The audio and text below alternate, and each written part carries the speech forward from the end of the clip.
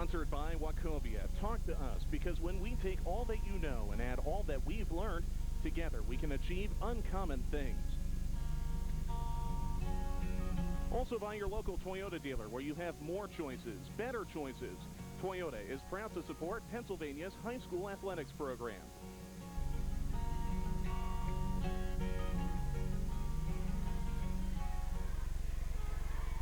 Welcome back to the Hershey Park Stadium. Actually, it's a beautiful evening for football. A little bit of a breeze. Let's check in with Mike Conte. We had heavy rains in some portions during the Single A Championship won by Southern Columbia this afternoon, 35-0. Mike, for December the 10th, pretty good. No doubt about it. We're in the mid-40s and no rain tonight. The field is a little bit wet. Obviously, we had an inch of rain earlier today, but with this artificial surface, certainly no problems. Coach Mike Williams said earlier this week, though, he wanted 4 inches of snow on the ground. Of course, that's how they won the game last year. Not going to get a twist tonight, though. In that epic against Pine Ridgeland a year ago, won 39-38. 21 starters have been replaced, and this AAA championship is underway. Ochoa for Manheim tries to get to the outside and cut down at the 24-yard line. The tackle is made by Jake Mahala of Thomas Jefferson. Let's have a look at this Manheim Central offense. We expect to see them kind of throw the ball a lot more, especially with Jeremiah Hunter out of the lineup tonight. Hurt last week in the first quarter of their 16-13 win against Berwick.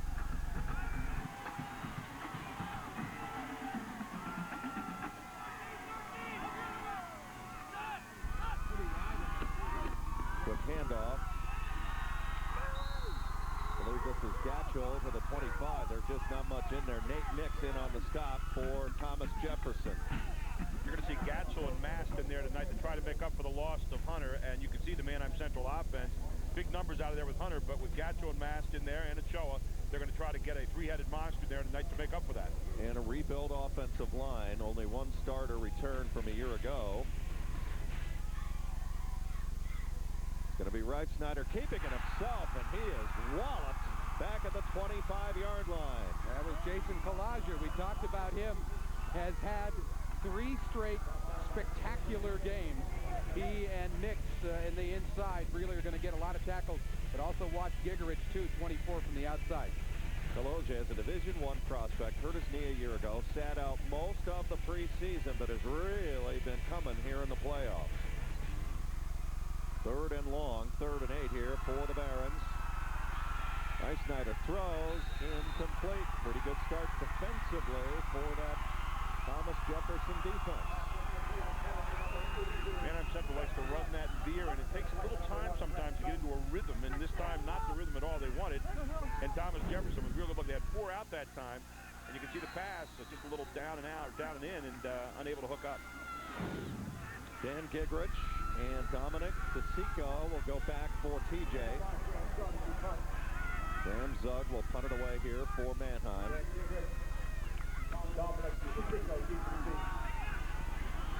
Pretty good kick. Fair catch. DeSico, the ball comes out. Manheim Central may have gotten on it, and they do, all the way down to the 47-yard line on the muff. I think they're going, well, it looked like a penalty flag, but maybe not. Well, let's see what this is. I don't think he gave him room to catch the ball. I think you're correct. I think we see it again. You'll see he's almost in the way to watch. Right there, you have to give a yard. And the ball comes loose. Well, he came up late with this. Well, they say there's no penalty. He came up late with his arm on that, and I think that's one of the reasons why this is going to go Manheim's way here. Manheim Central with the first break of the game here. Huge break in field position. Last week, it took them a quarter and a half to get field position against Berwick. When they've had this around midfield, they have managed to convert. We'll see how they do here. Their offense, you'll see a lot of things on angle, a lot of ball exchanging back there tonight. Wright Snyder this time caught again in his own backfield. Guess who? Kaloje, 6'1", 240. Well, I don't know if they have an answer for him. It does not look good early. I would be surprised if they have a single answer for him. Watch what Kaloje is doing right here. Just take a look. Just bouncing off to the inside and then just grabbing. I mean, great quickness to the line for Kaloje. Well, and he also has tremendous instincts. That's one of the things that Sherpak was talking about, Coach Sherpak. clear fact, is his instinct to the football. Snyder, pretty good time. Now runs out of time, and down he goes. Back at the 48-yard line. Adam Zampatti with the tackle. He's 6'2", 220, only a sophomore. See, TJ's very young, as is Manheim. I mean, this could be the first of two here that we see with these two programs. Look again, he's stepping back. He holds in the pocket. Good coverage across the middle. Good coverage on the outside, and then getting caught in the middle is Schneider, and good pursuit that time to Thomas Jefferson, interior line. I think both teams really like what their secondaries can do in this football game, and there's a great example there. Yeah, they're not afraid to play games up front because they have confidence back in the defensive backfield. Schneider hit as he throws, intercepted. This is Nate Nix, and Nix can run in the open field and all the way down to the Manheim 32-yard line. Again, give credit to that front line for Thomas Jefferson. They really pushed him, hit his arm as he threw. I think it was Derek Martin, number 60, from his defensive end position. 23-yard interception returned by Nix. It's Kaloje through the back door, hitting as he throws. Kaloje making his presence made early. He and Nix are the two big names on defense, and Nix picks it off on the other side. Here come the Jaguars out of the huddle for the first time on offense. We'll meet them here momentarily.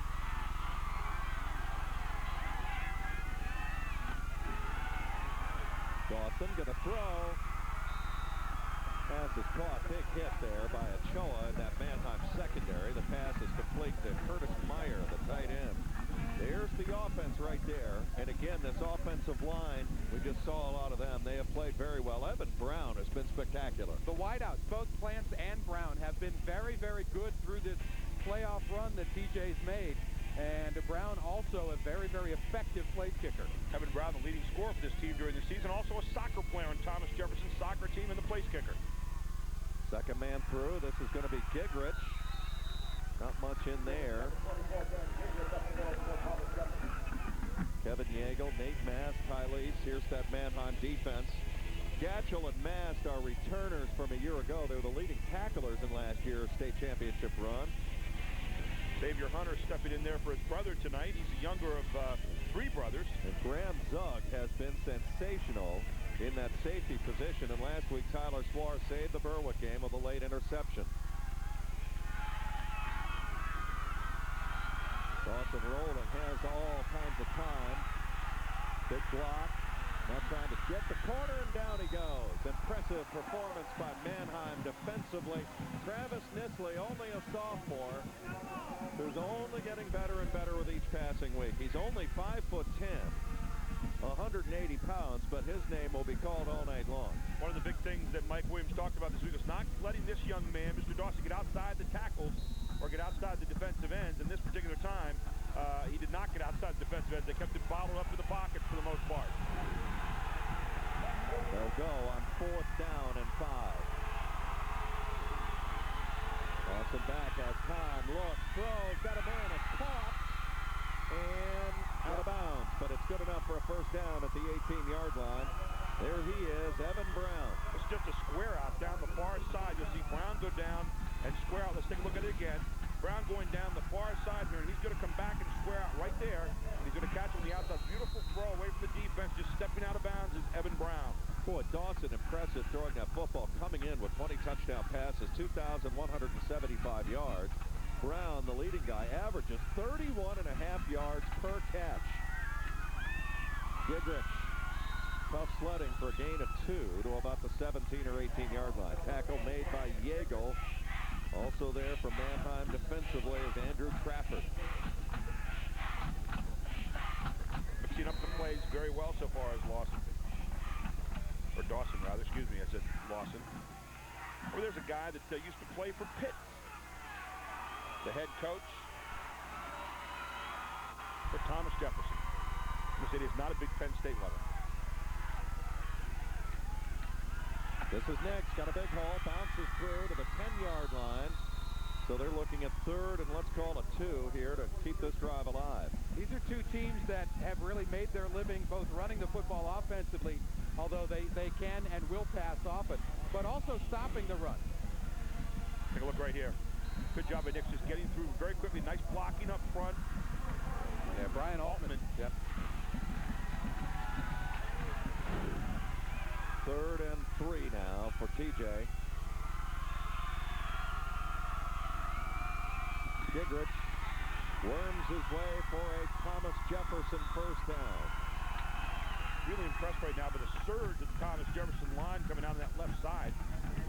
Getting about 2 yards deep into Manheim Central territory before the runners even hit the line. If you take a look at it, right here, by the time he gets to the line full speed, they've already got 2 yards in, and then he's looking for holes. That's what you want, a good running back, man. He's just falling forward that time and gets positive yardage. So they are goal to go now at the Manheim 6-yard line. And there's Dawson. 6'1" senior. Out of the eye this time. Toss, Gingrich looking to get to the corner. Touchdown, Thomas Jefferson. Gingrich is home from 6. It wasn't a textbook lead block by Nate Nix, but it was good enough. And that allowed Gingrich to turn the corner. So they cash in on the interception by Nix and use the short field to take the early lead. Well, really set that up. Gingrich made a nice move to the inside and then folded to the outside and read it very, very well. And as you said, even though it wasn't a great block, it was good enough to get to the corner.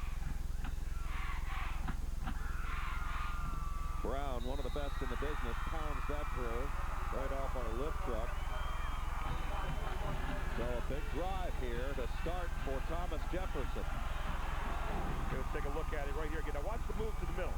Right here. And then just that gives you the foot, takes it away, and just left the defender right in his tracks. Actually, there's a better looking block on that view than I thought. Right here. Watch his leg. Right here. And now watch the move to the outside. Just stops on a dime, turns, and sprints to the corner. Well, how about John Consoli, 72 in your screen here. This guy, 6'2", 290, just got in the way and blew it open. So Thomas Jefferson strikes first. Gingrich, only a sophomore. We've seen that all night long about both of these teams. Only a junior, only a sophomore. There he is. Last year, Thomas Jefferson got to the WPIAL final, but now we get a chance to visit with Mike Conti. Mike? Engineered by Brad Dawson, Jed. And it's funny to think that Dawson actually was not a quarterback last year. He played wide receiver, and most Division I coaches are looking at him as a defensive back. First, what a versatile athlete he is, but Dawson has really had to exercise some demons this year. In an opening game loss, he actually had a critical fumble at the end of the game, came back, played the same team, Blackhawk, in the playoffs, engineered the game-winning drive. As coach Bill Sharpak said, that was an important experience for Brad to kind of get over that hump and get over that mental hump. Great first drive for TJ. How good has Kaloje been for Thomas Jefferson? Here's his work early. Taking down Rice Snyder there. Now watch him shed the blocker and come in and grab him again on the option. Here he comes again, this time getting from the backside and forcing the interception. They have had no answer for him. They're going to have to chip somebody on him. They're going to have to double down. Rice Snyder throws under duress. Pass intercepted again. This is Kevin France. France got a seal block. He's all the way down to the Manheim 5-yard line. Back-to-back interceptions. That's not the quarterback's fault. Tip drill, interception returned by France all the way to the 5-yard line. And Nate Nix in on the play again, this time chipping it the way you're supposed to run the tip drill. Tipping it right back to his teammate, and here you'll see it again. France will be the one to pick it off the hands of Nix. No, Nix is the one that came in. Oh, I'm sorry, Nix came in and put the pressure on it, forgive me. And then you see, look at the pickoff here, and give credit there to number 2, Dominic DeSico, who got his hand on there, and then taking off towards the goal line, Kevin France and Thomas Jefferson hot early. Well, again, the blitz by Nix that time creates the high throw intended for Huber that's tipped to France, and here they are back in business. Goal to go officially at the 6. We heard about the linebackers for Thomas Jefferson. They are outstanding. They've made their presence known in the early portion of this game. Strong side to the right. Pitch to Gingrich. Not much in there, Gatchall, but he powers his way to the 2.5-yard line. And Gatchall, he just gave him a ride for a couple of yards. Also in on the stop for Manheim defensively that time. Looks to be Yeager again. Yeagle. Gingrich looks like he's going to be stopped at the 5. Watch this. I feel like he's going to be stopped right there at the 5. He's caught for a moment and then just pulls for 3 more yards and gets it down to the 2-yard line. They had a lot of tough runs like that last week in their Western final win. Gingrich. It's close. Touchdown, Thomas Jefferson. Well, Gingrich has converted now twice Off interceptions for that Thomas Jefferson offense. Gigrich going right over the right guard that time. Looked like Zampatti. Keep in mind, Manheim Central is playing without their best defensive player, but I know Mike Williams will say that is not an excuse. He's left two really short fields here and is looking at a 14-0 hole, pending the outcome of this extra point, which is kicked towards our production truck. There's no problem with that at all. I said Zampatti. Let's give credit to Derek Martin there at the offensive guard. Take a look. Here's the slant. I mean, right off, good block up front again by Nix, and then diving into the end zone one more time is Gigrich. Here it is again. Watch Nix. Watch the block up front. And you have the offensive guard. They're pushing out. Diving into the end zone. Second touchdown. 4:43 to go here in the first quarter. And Thomas Jefferson has hit. Wow. Not a place for the faint of heart there at the goal line. Tell you what, Thomas Jefferson has been in some real firefights here so far in the playoffs, especially over the last couple of weeks. After shutting out West Mifflin in the WPIL final, they had to go to overtime to figure out Selinsgrove 20-14, and we're in a real tough battle last week with Strong Vincent, a really good team out of your area in Erie, and they won that by a point. And they did it much like they did there. Short field, a big play, and then a short touchdown run, but they did it with their defense last week. 2 interceptions, 2 scores so far for Thomas Jefferson. This is Tyler Swar for Manheim Central. Got to the outside, now trying to get in good field position. Still going. Swar still alive across midfield. Unbelievable return by Swar all the way down to the Thomas Jefferson 37-yard line. A 54-yard kickoff return for Tyler Swar. Let's visit now with Mike Conti. Mike? Great return for Manheim Central, and I talked to Mike Williams at great length this week about what the last year has been like for him. When you win a state championship, a lot changes. It takes the pressure off a game like this, and Coach Williams offered his reflections on that classic game last year.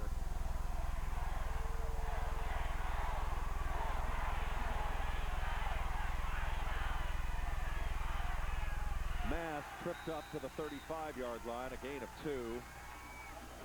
Well, it's been unbelievable. Last week, the other monkey came off their back. They had never beaten Berwick in an Eastern final. They've been 0 for 5 against the Bulldogs, and they survived last week 16-13.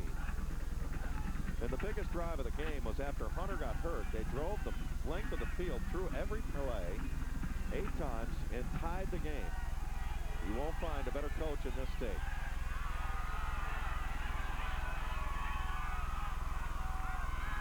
Mike Snyder, little fade pattern, looking Zug, and he can't hang on.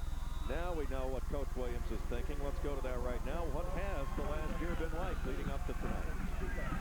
Why are we doing this?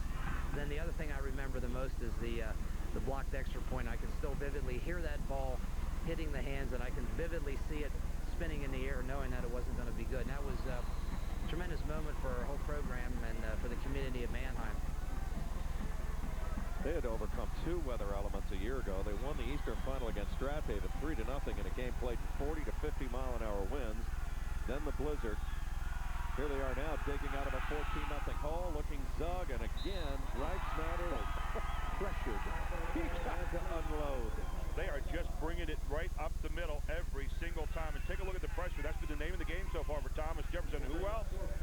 Doing a little stunning that time to get to him, and right when he was hit, he's throwing the football, so they're making him get rid of it about a second earlier than he wants to. Yeah, actually, that was 33 Chris Drager, and one of the nice things Bill Sherpack's been able to do is develop some depth on his defense. We saw Ty Lease on an earlier play. He spelling some people on the defensive line. So this is, as advertised, a very quick, good defense. Nothing out of 5 so far for Reichsteiner. He's trying to get his first pass completed right here. 4th down. It's caught by Zug, and a first down to the 21-yard line. A huge conversion for Manheim to keep the drive alive. A gain of 10. Zug with a nice curl that time down the outside. Came down and just turned around and came back and got it. You'll see it here. Good job by Reichsteiner. Sprinting out, trying to get away from that defense instead of staying in the pocket. He's on the sprint out. Finds Zug down in the corner. First down, Manheim Central. You can tell there's confidence in that receiver when you can put it up that high and know that he's just going to go up and get it. Cripps coming out this side on the left side. That should help his confidence, and obviously they're rolling him out to keep him away from pressure. Incomplete. Pass intended for Ryan Huber, and France on coverage right there again. Manheim Central, you feel like starting to get into a little bit of a rhythm here, however. Throwing 3 receivers out that time. You'll see one deep. You'll see him clearing underneath. Had his man right across the middle, clearing underneath, and just could not hook up. And again, good defense by Thomas Jefferson, Kevin France, all over the receiver. Yeah, that was Zug, the intended receiver. I apologize for that. There's Mike Williams right there in his 24th season here. This time he has time to throw, looking for Huber. Caught! Touchdown! Wow. Huber set this up with an unbelievable move to the inside and got the man on his back, and then just a perfect throw by Reifsnyder. They convert 4th and 8 on this drive, and Reifsnyder gets his confidence back. What an answer for the Barons there. They needed something desperately, and they get it done. Then Huber to convert his own touchdown. There's a familiar sight to Barons fans. Here's Coming Huber. off the Reifsnyder hold, and that kick is good. So a 3:23 to go. Manheim Central answers back and climbs back to within 7 after the 20-yard touchdown pass. Reifsnyder to Huber. Let's check in now with Mike Conte. Mike? Well, as we've talked about throughout the game, Chad, Manheim Central playing without their big gun, Jeremiah Hunter, who's been one of the key replacements for him, his younger brother, Xavier. Now, Xavier did not really play a whole lot this year. In fact, he really got in for the first time in the District 3 Championship against Mechanicsburg. In fact, Jeff Reinhardt of a Lancaster newspaper told me Xavier really didn't know why he was put in the game. As it turned out, he made a couple big plays in that one, made some huge plays in the win against Berwick last week. And now here's Xavier Hunter filling in nicely for his brother here in the first quarter. It was his kickoff return to the 47-yard line last week that set up the game-winning drive for Manheim Central against Berwick. Delighted that you're watching the 2004 Piaa Class AAA Football Championships on the Pennsylvania Cable Network. PCN, only on cable. So here you see the pass. You say, how did he get that far out in the open? And what he does, he actually comes to the inside and then comes out here. He made a great move to the inside, which we didn't see right there, and then squared to the outside, got the defender on his back after he bought the fake, and beautiful throw from Reifsnyder. So the big kickoff by Huber. Coming out of there with it is Pauly. And he is dropped at the 22-yard line. This becomes, oddly enough, I think a more important drive right now for the Manheim Central defense. TJ has had the short field their first 2 possessions. Yes, it would be important for them to drive it down the field, but if Manheim gives up yardage and if they give up points, then that kind of absolutely negates any oomph that they got from that touchdown drive, which, by the way, was also set up by a dandy kickoff return. Here you see Gingrich, 6 carries for 18 yards already, 2 touchdowns. But now they have a long field to go into, and as you said, I think you see now, can they transfer their energy over to the defense from the offense from Manheim Central? Looks good so far as Nix explodes to the 41-yard line, and a gain of 19 yards and a Thomas Jefferson first down. This guy's got some bolt to him, doesn't he? I was just thinking that they've run Gingrich and they've run to the outside. Now might be a perfect time to start pounding Nate Nix inside, and lo and behold. Take a look here. Look at the hole right there in the middle. Just a blast play right between the guard and the tackle, just straight over the right side. And that was as easy as you draw it up. Big hole, you drive right on through, pick up big yardage. Baxendell, the center, helped blow that one open.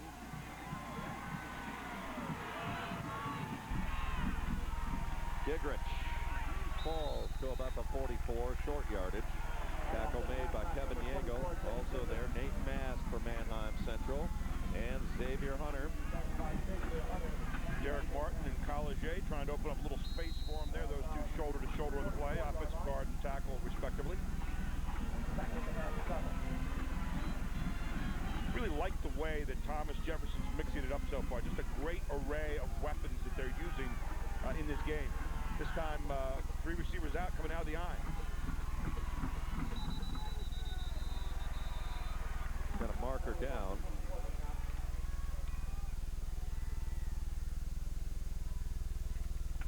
Officials talking things over. Dead ball. Ball start. 5 yards. The 2nd and 7 now becomes 2nd and 12. Here's the official crew tonight. They are from different districts throughout the entire state of Pennsylvania.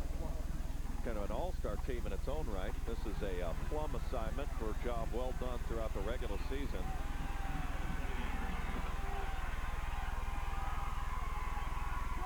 Here's Dawson back.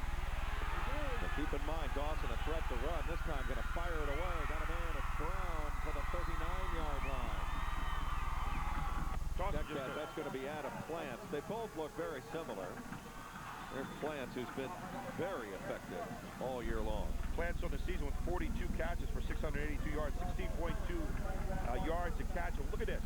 Just great poise again by quarterback Brad Dawson to find his man down the near sideline, down the far sideline, rather. See, his ability to run, though, freezes everybody in place. Right. So, and then with his arm, he's a handful.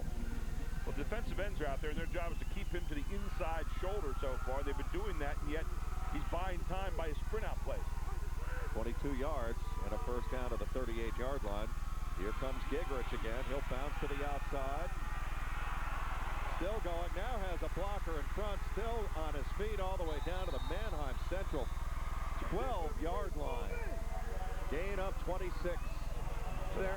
There are a lot of people in the Pittsburgh area that wondered about this TJ team, even coming into the District 7 playoffs, because District 7 was absolutely loaded this year as far as AAA goes.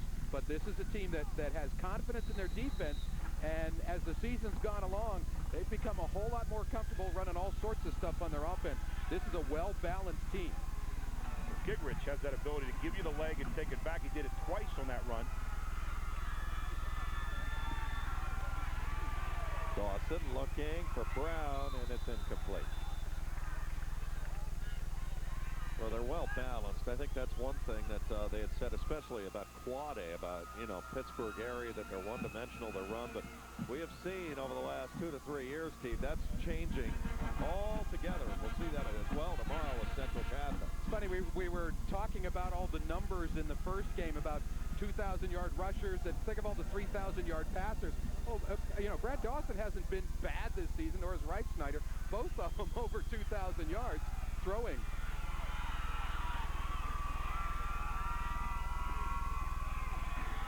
It's a big Gigrich hit from behind by Gatchel. He's just a tough, typical Manheim Central type player. Last year caught a huge two-point conversion, as you know, in the overtime win. He came through. No one ever put a glove on Gatchel this time. Watch it. Just steps right on through from the backside and chases down the running back. Yeah, took a step back to wait and see where the hole for him was going to be, and then hit it hard, and Gigrich didn't have a chance on that.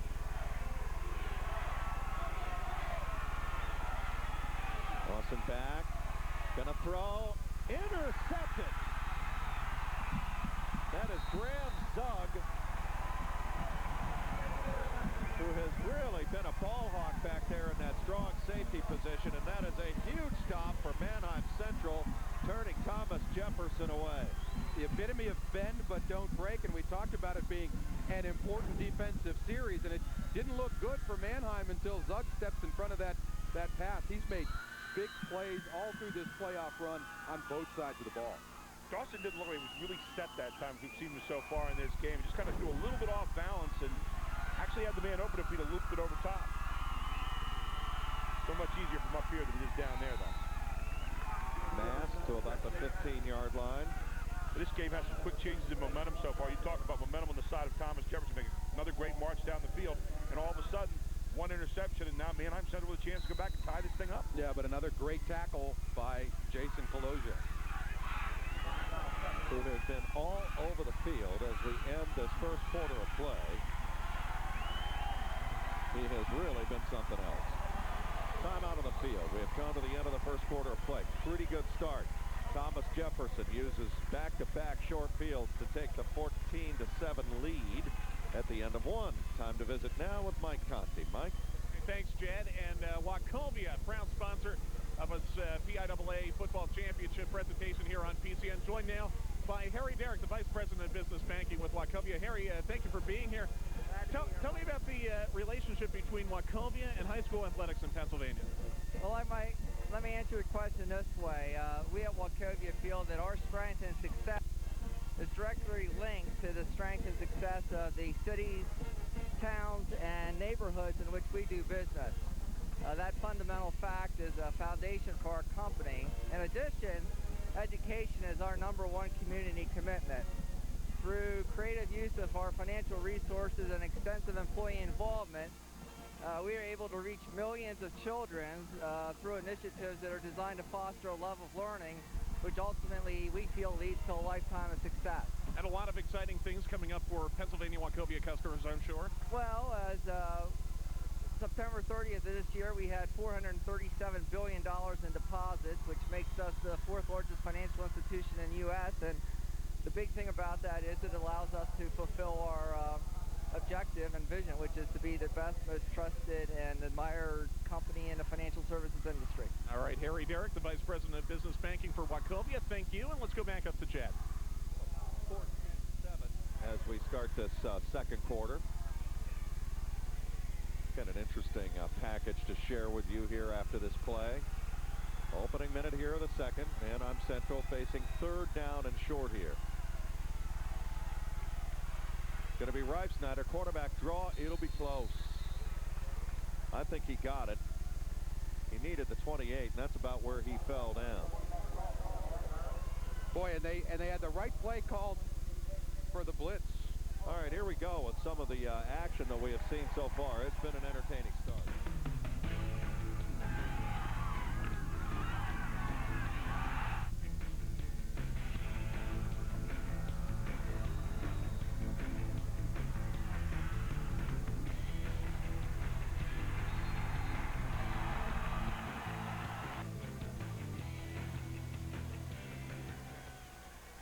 First and 10.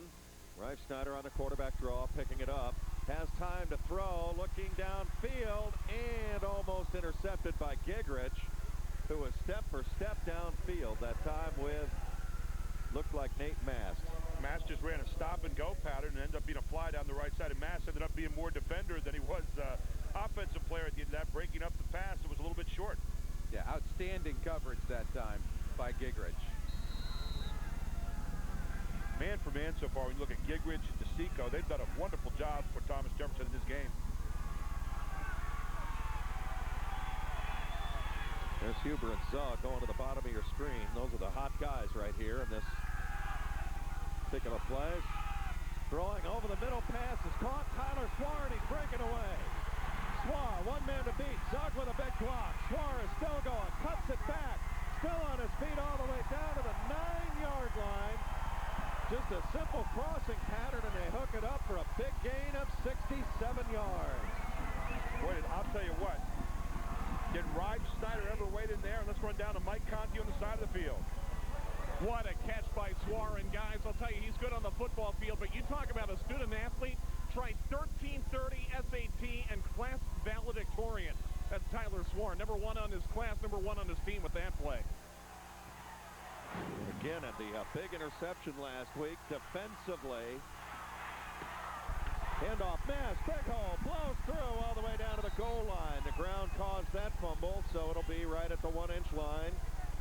How about this comeback for Manheim Central, digging out of a 14-0 hole.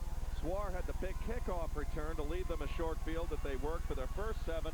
Now the 67-yard play. It was something that plagued TJ last week against Strong Vincent, was the big play. Strong Vincent did it with speed. Manheim's doing it with great execution. Good hole on the left side that time to open it up and down to the 1-inch line.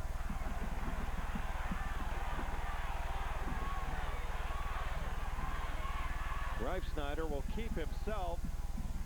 I'm not sure if he nudged across. They're unfurling that.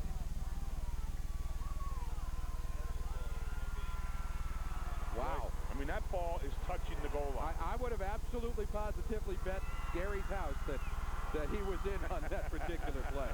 Look at this. His big toe is between the ball and the goal line. There's not a lot of room, is there? Well, there was a note card used to figure out a first down last week, so big toes are not necessarily the smallest items used. That was in the Tyrone Grove City game. Reifsnyder a second time. Not in. Second push. They're not giving it to him. I don't think he got it.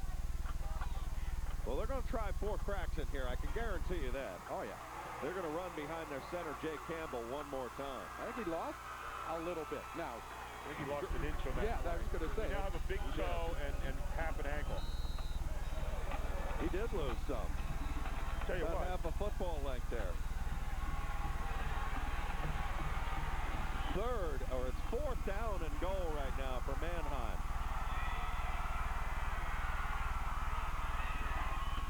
Handoff, Gatchel. Nope. He didn't get there. Nope. I do not believe they have held them out. An incredible defensive stand by Thomas Jefferson. What a stand. Bottom of the pile for TJ, Derek Martin, number 60. Did he ever submarine in there to make the play, too, Derek Martin? Outstanding play by Derek Martin. Look at Martin, submarine, run underneath there. Now he actually comes up and just holds back. Look at this. You're not going in. You're not going in. Just grabbed him and pulled him back. Look at Dick Butkus on that play. From the 1-inch line. And Thomas Jefferson will gladly take 99.5 yards to work with. Doesn't get much better than that. Wouldn't be surprised to see some sort of option play with Dawson. Gigrich buys some room. That's a big gain on 1st down, especially considering where they're coming from. It is starting to mist here at the Hershey Park Stadium. We had rain throughout the single-A championship game for the most part. Just a simple slant off left tackle to try to buy some room. 2nd down. 5 yards to go. Wow. Thomas Jefferson playing with somewhat of a wind to their back right now. Gigrich again. Ryan Cruz got a 1st down all the way to the 12-yard line. Well, they get the big defensive stop and now convert a 1st down coming out of there. Fullback does a great job of standing his man in the back. Watch this. He buys it. Nix. Nix is the one that sets it up right here. And then that nice little delayed draw, slippery on the right side, getting right on through. Read a newspaper article that talked about the first-timers here this weekend certainly being in awe of the concept. I don't think TJ read that article. The team has covered behind 3 of the last 4 weeks. I don't think they're too much in awe of anything right now. They win the state championship tonight. This will be a motion penalty. Yep. Jumping early that time was Nate Nix. If they win the state championship, trust me, this last minute and a half will be the reason why. Well, that's a big 5-yard penalty right there because it knocks you back halfway to the goal line. Anywhere else in the field, you might not notice it as much, but here it's very marked.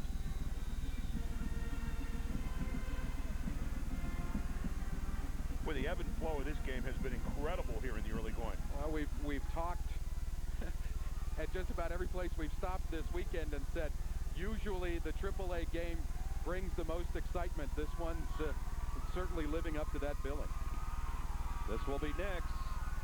There is a marker down to the line of scrimmage. Might be a hold here against Thomas Jefferson. Ty Lease had some thrust that time at the line of scrimmage for Manheim defensively. They held him out. Let's have a look and see where they come from after the call. Here it is. Hold on the offense. Penalty at the distance. Thomas Jefferson, the WPIL representative. Jefferson Hills, Pennsylvania. Manheim Central, about, let's say, 15 miles from here at the Hershey Park Stadium. Although they played here once, the District 3 championship game. Actually trailed that game 7-0 early. So this back-to-back penalties now. And Erie, the home of Steve Bowen, who brings bad weather every single year. It's also the home of lots of other people, too. So. Nobody else on our staff, though. That's become a tradition there every year. We have to do that at least once. Yes. So let's check in with Mike Conti as there is a timeout here for Thomas Jefferson. There is kind of a mist in the air, but I don't think it's anything significant. Mike, the field, again, held up marvelously well earlier today in the single-A championship. And I would say nothing caught a fast track here for this AAA title till tonight. Yeah, that sure is the case, Jed. You know, right now we have, as you put it, a fine mist. I'd say nothing nearly that bad, and the wind has calmed down quite a bit as well.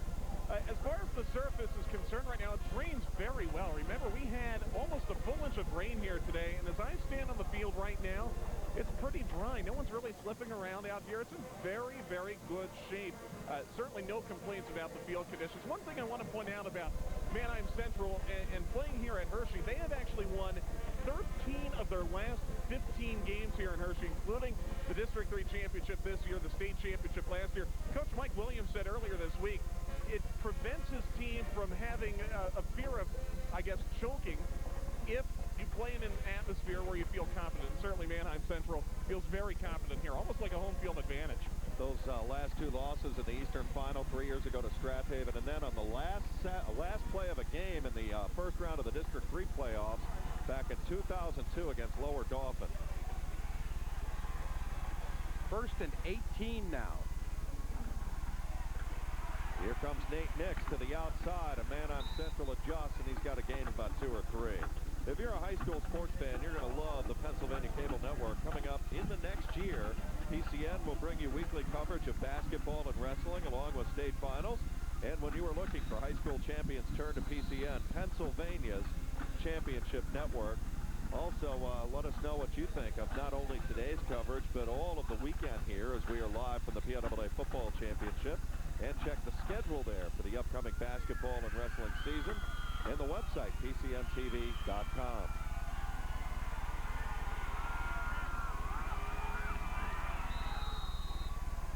More confusion. Took a lot of time to get that play in. It came in at about 12 seconds left on the clock. Earlier, I credited a tackle to the wrong player.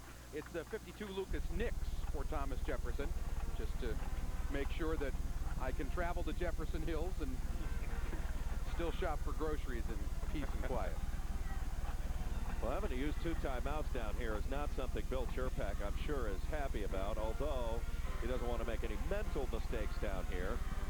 His defense just had a spectacular goal line stand. Manheim Central literally 1 inch from tying this game, and his defense held them out. There you see it passing so far for the Jaguars, 3 of 5 for 35 yards, 1 interception in the game to this point. Down to Mike Conti with more on Bill Cherpak. Mike? Well, Jed, Bill Cherpak made a little bit of history in the WPIAL championship game 2 weeks ago out in Pittsburgh. He became one of a few people to win the championship, both as a coach and a player. He won it in 1982 for Steel Valley. George Novak, his coach there, went on to play for Pitt. Just won it as a coach 2 weeks ago. A little bit of history. George Novak, of course, of Woodland Hills now. Dawson back, looks, throws, pass, caught. First down to the 24. Circus catch, great throw. It's Plants. His second catch of the night, and it's a big one. A gain of 15 and a Thomas Jefferson first down. Plants on a wonderful crossing pattern from left to right. He's going to take it down, and good job by Dawson of hanging onto the football until he had his pattern completed. You'll see him coming back. Plants is going to come down the outside and come right in here. Take a look. Now you see Plants coming across the middle in the crossing pattern. What a great catch. Also had to kind of 3-quarter it, did Dawson to get it through the defense. An outstanding catch by Plants. Well, if you're going to burn 2 timeouts, call that play. It works wonderfully well. Gigrich runs into a sea of maroon and silver for a gain of 1. Not much in there. First guy in there is Kevin Yeagle again for Manheim Central. This is rather interesting right now. You look up at the lights. We saw a couple looks out of the moment ago with our camera crew. And, you know, it looks like it's a storm coming down, but it's just a very, very light mist, but almost forming a fog down near the field. A little different than the snow-like conditions of a year ago. That was snow coming about that speed. Dawson going to go back again. Has all day, and again can buy more time on the run. This time has plenty of field to work with, and he'll skip out of bounds with another Thomas Jefferson first down to the 33-yard line and a gain of 9. And that was Derek Martin that came back. The play was designed for Martin to block, and I think we'll see it as Dawson comes rolling back to the left side. See if we can freeze it right here in a moment. Here comes Nisley over number 89. You'll see him come out and watch. When he comes and gets him right here, that lets him get outside the tackle and get around the corner, get outside the end and get around the corner. If he'd have stayed there and bottled him in, I think he had a shot at getting the tackle or getting some help. Dawson came into the game with 314 yards rushing. He's going to drop again. This time looking long, got a man, it's Brown wide open, and he can't hook up with him down at the 25-yard line. Flag on the play. He had a couple of steps. There is a marker down up near the 44-yard line. Boy, what an arm Dawson shows you there, though. I mean, he had no problem floating that ball about 50 yards in the air. It'll be interesting to see which way the official points on this.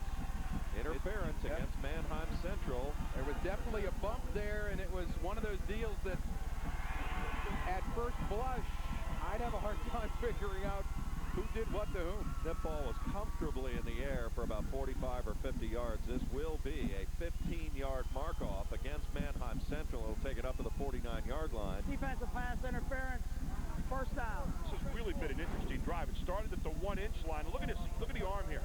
Perfect spiral. Isolates the man back there, and again, a bump came early. We'll see it right there is where the bump is. Good work, as always, by our TV2, Service Electric. What a job they do. Second year with them. Again, he was throwing with a wind that time, and it was just enough to make that ball sail those final couple of yards. Blitz is coming. Now Dawson can run out of it.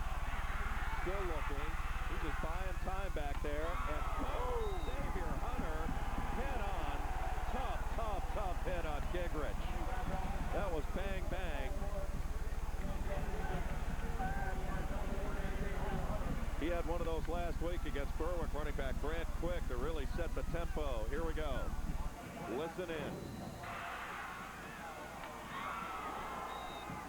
That's what it sounds like. Probably just a tad louder in number 24's helmet, but What you call a good, clean tackle. You just can't throw it up any better or teach it any better than that. Quick handoff. Big hole blown open this time. That's going to be Josh Pauley. His first carry of the night, only 5'7", but boy, this guy can get in there and make things happen. And he's all the way down to the Manheim Central 45-yard line. Talk about great handoff this time and great timing. Pauley's going to line up in the slot, make his move around, and literally on the watch this. Watch the handoff right there. Perfect timing. Gets outside the tackle, round the corner. yeah, neat little play and a nice time to call it because they're expecting something probably in terms of passing. This drive literally started at their own half-yard line. Handoff, Nick, pull forward, close to the first down. It'll be fourth and let's say inches coming back, about a half yard. Xavier Hunter with another good tackle there to keep him from getting the first down. Hunter stepping in for his brother tonight, Jeremiah. Here he comes again. And watch, right here is Jeremiah, right there. Or I'm not Jeremiah, excuse me, Xavier. Jeremiah out of the game. Xavier, his younger brother, and keeping the first down away from Nix. And it's an interesting spot because they spot him back at the 43. Yeah. They need to get to the, 42 and a half. They need to get to the 41, and it looked like he was a lot closer than that. This is the 10th play and the biggest play of this drive. This will be Gigrich. First down, Thomas Jefferson. Thomas Jefferson has done a great job all night of spreading the field out on you. They give you the pass looks. You've got to respect that, and it really allows them to do a little bit more running. Here's just a nice slant by Gigrich. He's been there all night long. Good lead block again by Nick, and Gigrich gets the yard he needs. But boy, Baxendahl, Altman, Martin, Kaloja, and Consoli have been outstanding on this drive in particular and all night in general. If this were a regular season game, I'm not sure if the chains come out. Wow. State championship game, they're just going to make sure, but it shouldn't be too much of an issue down here. That's by about half a football. And more. As I said, the regular season, those chains are on the sideline. Tonight, let's make sure. Direct move, first down, Thomas Jefferson. As important as that being the 10th play, they've also had it for about 5.5 minutes on this drive. I was going to say, it's almost a point where it's equally effective. Even if they don't score, they're playing people. Sure. Keep in mind how they got the ball. A big defensive stand. Sensational. Yeah, 4 more downs with 2.5 minutes to play. Had 2 penalties back at the goal line again. They've worked their way forward slowly but surely. Gigrich bounces outside, has 5, has 10, into the secondary, still going inside the 20 to the 14-yard line. Gigrich blows it open for a gain of 26.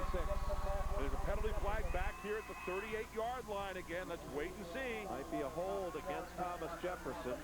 I want to tell you what. Gigrich gives you a leg and takes it away as well as anyone we've seen in this tournament. Holding against Thomas Jefferson. That's huge. Wipes out the 26-yard run. And will back them up. Bill Chirpak not pleased. He almost got a feeling he's throwing a knockout punch, or at least a big-time haymaker in this thing. Now he's got a tough penalty to work out. Well, they've fought their way through penalties on this drive so far. They had 2 big ones down to the goal line. Nothing seems to faze the team. On the offense, 10 yards, still first down. Huge. And I'm just not sure. We'll see it on the replay. It'll come on the outside. Right there. That's where the hold was. But again, how about that run as Gingrich gets loose for a gain of 26. Right in here is the hold. Right there, he's holding them up. First and 18. For a little throwback screen, incomplete. Looking for DeSico that time. It's an interesting look we haven't seen yet tonight as Dawson just raised his arm up and made the full pivot, tried to hit a little short crossing pattern. He gets that up a little more. That thing could have been a real troublesome play for Manheim Central. They had that set up well. Trafford, though, made a nice play, and if it's not thrown where it's at, if it's just a tad higher, he might have had the interception because he was in really nice position. This team has great poise, Thomas Jefferson. They'll draw play, and they sniff that out. Nate Mass blows it up. Big play by him. Their leading tackler last year and this year, and he shows you why. This game is beginning to take on some of the trappings of the game we saw last year. Take a look at this. Mass. Right here, just coming straight in. He's gonna, no one lays the glove on him, takes the feet of Nix right out from underneath him. This is scheme and teaching. This isn't the biggest. As a matter of fact, it's one of the smaller defenses you're going to see on the AAA level. But boy, do they know where to go. Just a nice delayed blitz that time of the linebacker, Mass. Somebody may have moved for Thomas Jefferson up there because there still was 3 seconds on the 25-second clock. Dead ball, false start. By the time they get done with this drive, if they happen to score in this, they'll have about 200 yards. It's been an amazing drive. 5 steps forward, 5 back. 6 steps forward, 5 back. It's incredible what they're doing with this. And yet they continue to hold on to the football, and that's the main thing that they have in mind. And they have recaptured slowly the momentum here that Manheim Central seem to have that would tie this game up.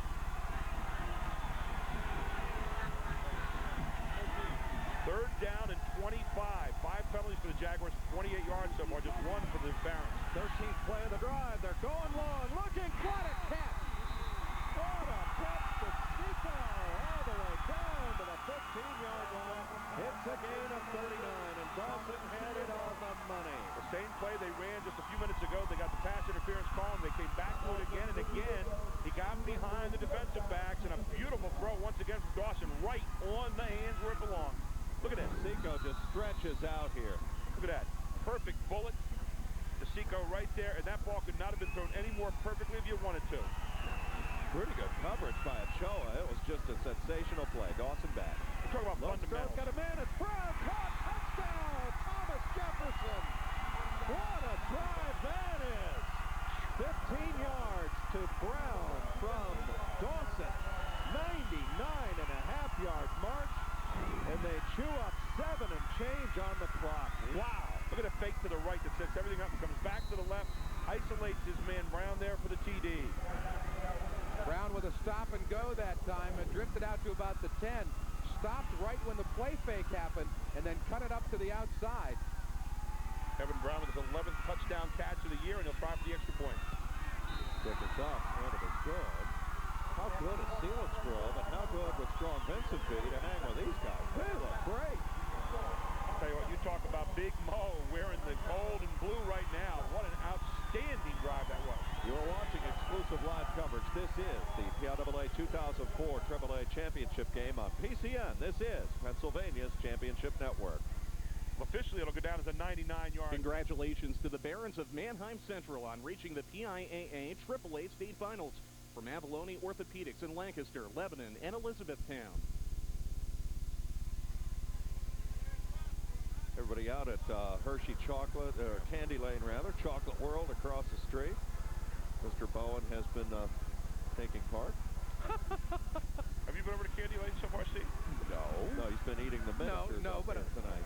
No, but I have a pocket full of the ones they're giving away here, but that's a different story. There, look at this drive. 7 minutes and 29 seconds, 14 play, 99.5 yards. Manheim Central's right at the 1-inch line. We'll see how they can dig out of this.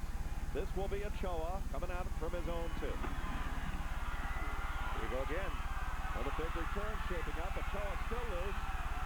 And finally, a jersey tackle made from behind by Manheim. 39-yard return by Piaa. And again, pretty good field position here by Manheim Central. Take a look. Here's a touchdown pass. Get fake right. Throw to the corner. They have Evan Brown wide open. Won't see a better drive than that. Just coming off that big defensive stand. That's the 11th touchdown of the year for Brown. 21st touchdown pass of the season for Mr. Dawson. I know you won't see a longer one than that. Here's Reifsnyder going to run out of bounds to save some clock to the 49-yard line. And Manheim Central still has all 3 timeouts to work with. 33 seconds to go, and pretty good field position, and a reliable kicker in Huber. You've got to pick up really about 40 yards here the next 2 plays. Well, the key, though, Gary, is they're allowed to use the middle of the field at least with a timeout, so that helps. 33 seconds to go, so you've probably got, we're looking at what, maybe 5 plays if you're lucky? I think the range on Huber, let's say between 35 and 40 yards. Reifsnyder has to duck out of trouble, throws on the run, pass caught, Swar steps out of bounds smartly to the 46-yard line. They run 6 seconds off the clock. Nice pass, but maybe not the kind of chunks that you need right now. At the same time, Gary, they get 4 new downs, which is as important as anything else. Exactly. And now they can probably run 5 plays with those 3 timeouts. Also throwing a little bit into the wind. There you see Nix. Here come the Barons trying to climb back in, down by 14. Trying to get something before the break. And it looked like Manheim lined up offside. This will be against the Barons here. It's somewhat academic for the moment. It's 5 extra yards, but it's first down. No time off the clock. Red ball. Lining up in the neutral zone on the red team. Yards. Yeah, but you know what? If I'm Coach Williams, I ask for that second back on the clock because there was 27 seconds. If it's dead ball, take it back to 27. They lose a second off the clock. They lose 5 yards. You are looking live at the Pennsylvania Cable Network's exclusive live coverage here at the Hershey Park Stadium. AAA championship game, Manheim Central and Thomas Jefferson. Reifsnyder blitz is coming, steps out of that, has some room to run, had a drop and fumble, and I think Thomas Jefferson is on it at the 47-yard line. The recovery is made. Drager. That's Chris Drager, 6'3" sophomore. He took a hit. Let me tell you, that ball just burped right out of there. Good job running up the middle here. See Reifsnyder and then whack. That the hit is made by Nate Nix. Boy, has he been huge in the first half. You said about this, Steve, Nix and Koloje, that they were going to be the keys to the game. Could Manheim handle them defensively, and how big have they been in this first half? Remember, one good pass, you have Evan Brown, who has range out to about almost 50 yards. And one timeout. They're going to go long, looking, and it is, oh my goodness. Circus catch by Brown all the way to the 8-yard line. Lynn Swan, where are you? 46 yards. They'll stop the clock to set the chains. There's 8 seconds left. They do have one timeout remaining. Look at this catch. This is as good as you're ever going to see. Well, he's got to have good hands because he's not allowed to use them in soccer, so they're not, they haven't been abused too much. Well, here's the deal. They'll have to throw into the end zone. Watch this. So he turns his body under to make sure the ball never hits the ground. Now watch this. We'll say it's going to come down the ground, and he turns his body under to make sure he cushions the ball on top. Again, that's good coverage there as well. That's outstanding coverage. Yeah. It's just Brown has just been that much better tonight. He is just making circus catches. How about this arm here with Dawson? He's throwing with a little wind to his bat, but I mean, that ball is right where it needs to be. Again. And the fumble by Reifsnyder sets them up. Well, and a lot of times throwing with the wind at your back can be more difficult, especially in a throw like that, because it means a little bit more touch on the ball. They have to throw. They're going to roll Dawson. He may have room to the end zone. He's got to get out of bounds. Dive, touchdown at the end of the quarter. What a turnaround. He barely got to the cone, but does. And they score and lead by 20. Wow. Watch the pump fake here. We get a chance to see this again. The pump fake is what's going to set this up. He just freezes everybody for a moment, stops and goes. Here he comes. Now watch. He's going to come around here. See if we can stop right here. Now watch. Pump fake coming right here. He stops. Now he starts again. And that's what froze everybody. And he dives for the corner. Snap is down, and the kick is up, and it is good. We have come to halftime. Thomas Jefferson scores 21 points off Manheim turnovers, and that's the margin of difference as we come to the break. Thomas Jefferson could not have played it much better. We are at halftime, and they lead the defending state champ, Manheim Central, 28-7. You're watching exclusive live coverage of the AAA 2004 Piaa Football Championship right here on the Pennsylvania Cable Network. Back with more in Chocolatetown, USA.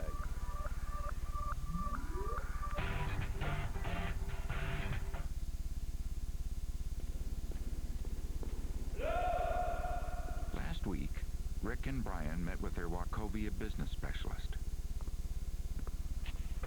and heard about loan options for bigger office space. Tonight, they'll be back with the entire staff, celebrating their expansion in more proper fashion. Talk to a Wachovia business specialist today. Be a part of the action. PIAA is actively seeking individuals to become PIAA registered officials. PIAA presently registers officials in 12 different sports and sponsors 60 championships for its 1,384 member schools.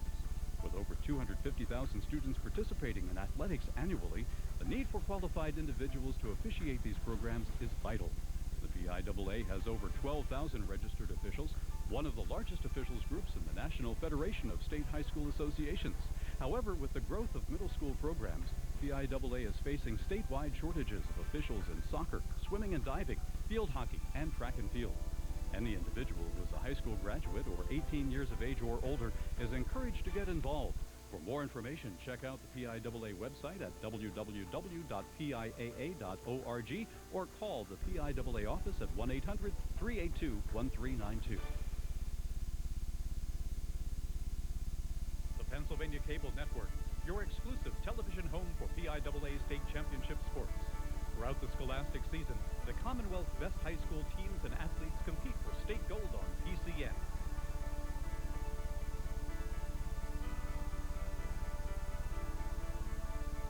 For a complete listing of championship dates and times, visit our website at pcntv.com. PCN, Pennsylvania's championship network.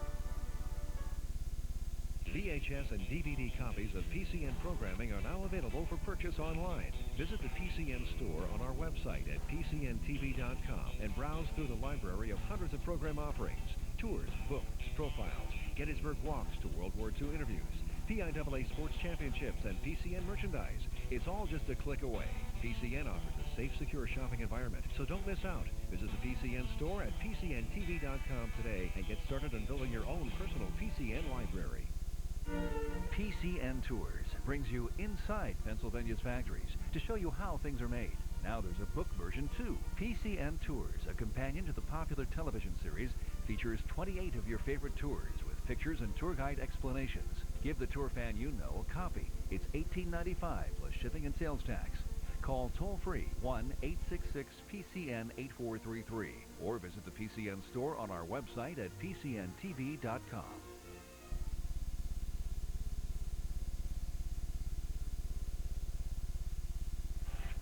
Welcome back to Hershey Park Stadium. Mike Zambelli joined by Gordon Blaine once again, sports editor and owner of Sports Fever magazine, and of course Jim Wills, an analyst for us at 2 Sports Service Electric in the Lehigh Valley. And guys, it must be something about this 3A championship game. The weather's back, the elements are back, and 1.5 of big plays. And Gordon, it really starts with the defenses. Oh, the goal line stand. I mean, it has to be the pivotal play of the series of the whole game. And you really saw the effect of Manheim Central not having that fast, strong back in Jeremiah Hunter. Now, we thought his big loss would be on defense, and we've seen that as well, but they needed a big, strong back there to get off the mark quickly and pound into that line for that touchdown. They couldn't get it in, and then they paid for it. 99-yard drive, 14 plays.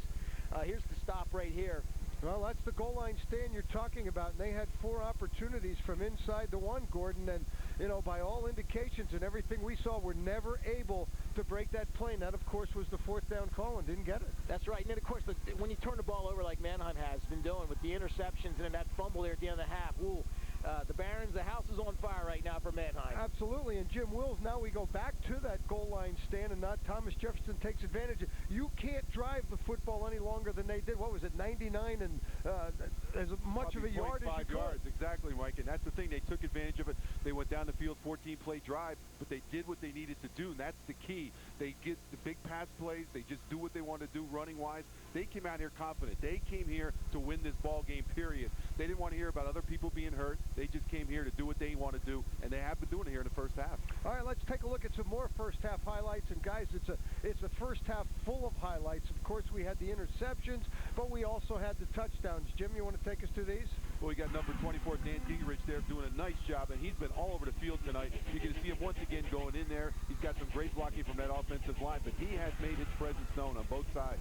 And then you're going to see a big touchdown there for number 2 that you have there, and that is, Ryan Huber for the Barons, and they did a nice job of coming back. But then, I'll tell you what, this passing game has been tremendous. Number 88 there once again.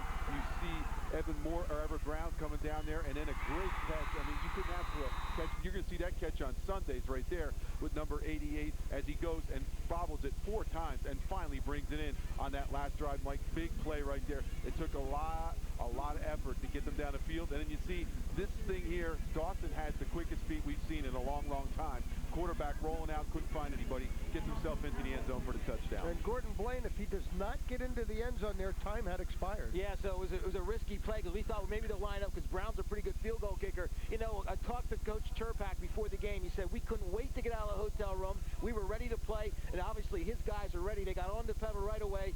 Dawson, they're big guys. Dawson, Brown, DeCecco making big plays. And that's what they wanted to see. And now defense, Koloje putting a lot of pressure on Reif Snyder. He's had a rough night so far. And you know what, though? You can't count Manheim Central out of this game because they've got that great passing game. I think they'll go in and make some adjustments, settle down a little bit. But 3 touchdowns is a big hole to fill. Well, and absolutely. And when you look at it, they were inches away from being in a 14-14 football game. Yes, again. And had to power it in there. And I think we were... on the replay, Smith, did he get in and didn't he get in? Did Mass get in on that first down run? Who knows? Doesn't matter. Didn't get in. Well, the thing that happens when you have somebody who is playing that position all year long, you don't have that, everybody's thinking about, well, we'd have Hunter, we'd be pushing it in this way. That's the factor you have to deal with. They're high school kids. Yep. You got to remember that. They've been used for 15 weeks to having Jeremiah Hunter as the power back to go in there. Yeah, it didn't happen. All right, let's take a look now at the WPIAL Class 3 Section 1 standings. And that, of course, is where Thomas Jefferson comes out of. And they were a champion there with a 6-0 record. You can read for yourself the rest of the teams there. But Gordon Blaine, I'll bring you in again. Thomas Jefferson really exercising some demons this past year. They've had a tough time. This is their first state championship team or in the state finals. And it's been a program that has knocked on the door a good number of times. Yeah, it reminded me a lot of Manheim Central. That's been chronicled about how they've lost this Eastern Finals at 8 times. Well, this Thomas Jefferson team got the WPIL Finals 6 times, couldn't win. Last year, finally got to do the semis into the finals, lost to Pine Richland. This year, they finally got it done against one of their, believe it or not, Big 7, another Big 7 conference. This is only AAA now. They played West Mifflin in the WPIL Final. And it's a good league. You can see that Canada McMillan used to be a Quad A school, and Ringgold was a Quad A school at one time as well. So they're playing some pretty good teams.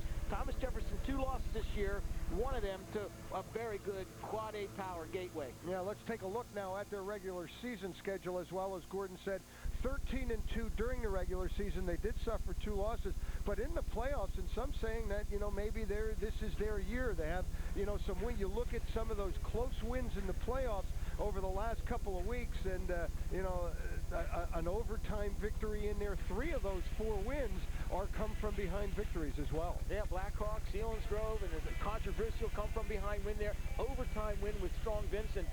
You say, well, they won a lot of close games. They shouldn't have had a close game if they were that good. Well, that's what makes you a tough team, and I think that comes out of playing in that WPIL AAA. Yeah, absolutely. 29 points a game offensively.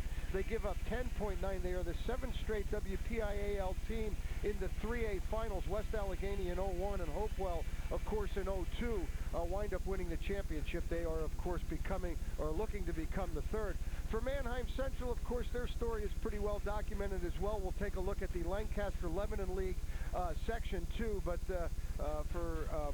for Manheim Central, and Jim Wills, we know the history between Manheim Central and Berwick, and I'm not so sure that their win last week over Berwick wasn't as big as their state championship win from a year ago. Well, if you listen to Coach Williams, he said that. He stated that fact himself, Mike, that it was one of the biggest personal accomplishments for him. I mean, they knocked on the door 6 times with Berwick, and they finally knocked it down, and that's the key that they got themselves in. Defending state champs, as you look at their schedule there, they had a great job this year with, you know, a 7-0 record. Guard spot gave them a heck of a game there at one point during the season, but other than that, they pretty much had their way with everybody down there.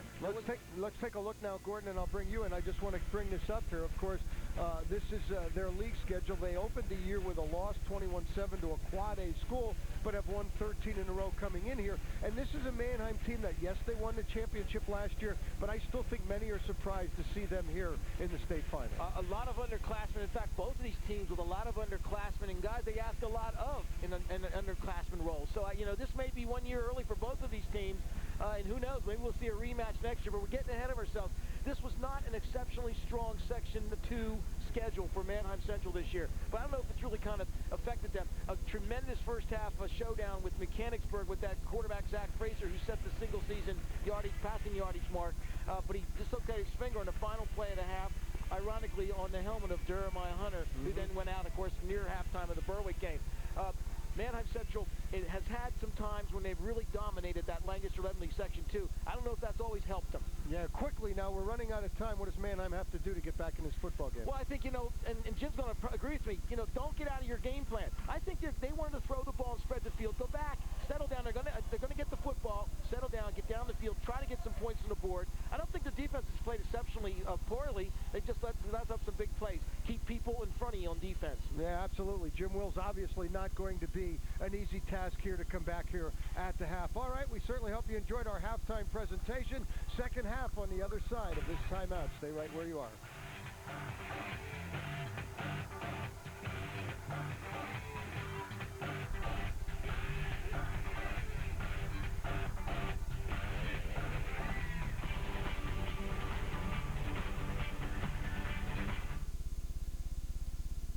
Toyota offers more choices than ever before.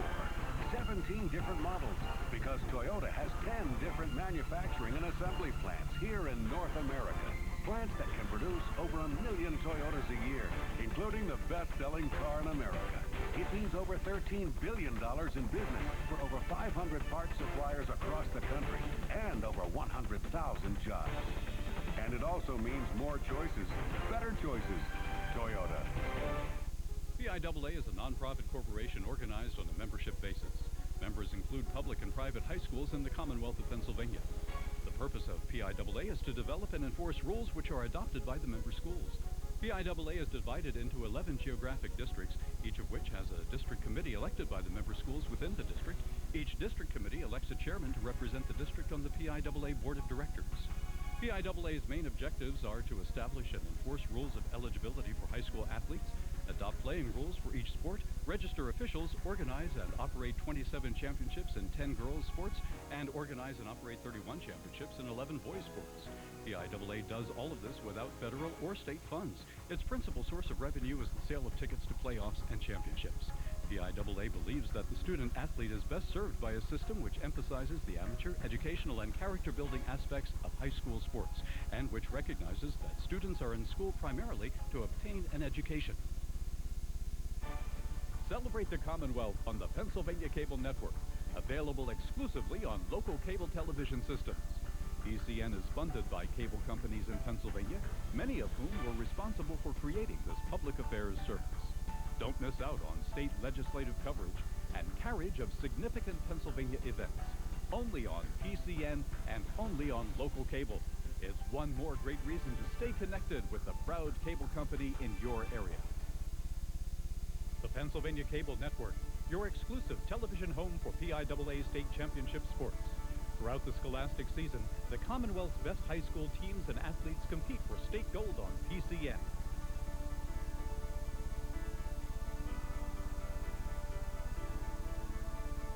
For a complete listing of championship dates and times, visit our website at pcntv.com.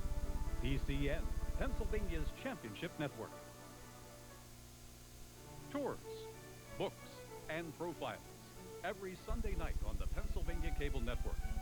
At 8, PCN tours museums and manufacturing facilities in the state. At 9, PA Books interviews authors on Pennsylvania topics. And at 10, PCN profiles prominent state residents. Tours, books, and profiles. Sunday evenings in the Commonwealth on the Pennsylvania Cable Network.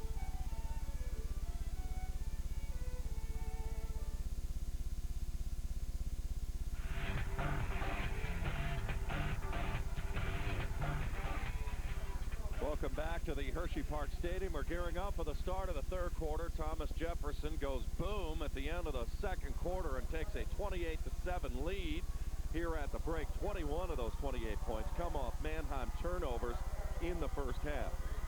Commanding lead here for the Jaguars, and just seeing a lot of the coaches that are here and talking to them here at the break. They're so impressed with the play of Brad Dawson, who has just been nothing short of sensational, Steve, in the opening half. They scored 21 points off of those turnovers, and Dawson's been the engineer of that. But credit 22 and 54, Nixon and Kaloja, who have just been stellar as linebackers, tackling, causing fumbles, recovering fumbles, you name it. Nix with the interception.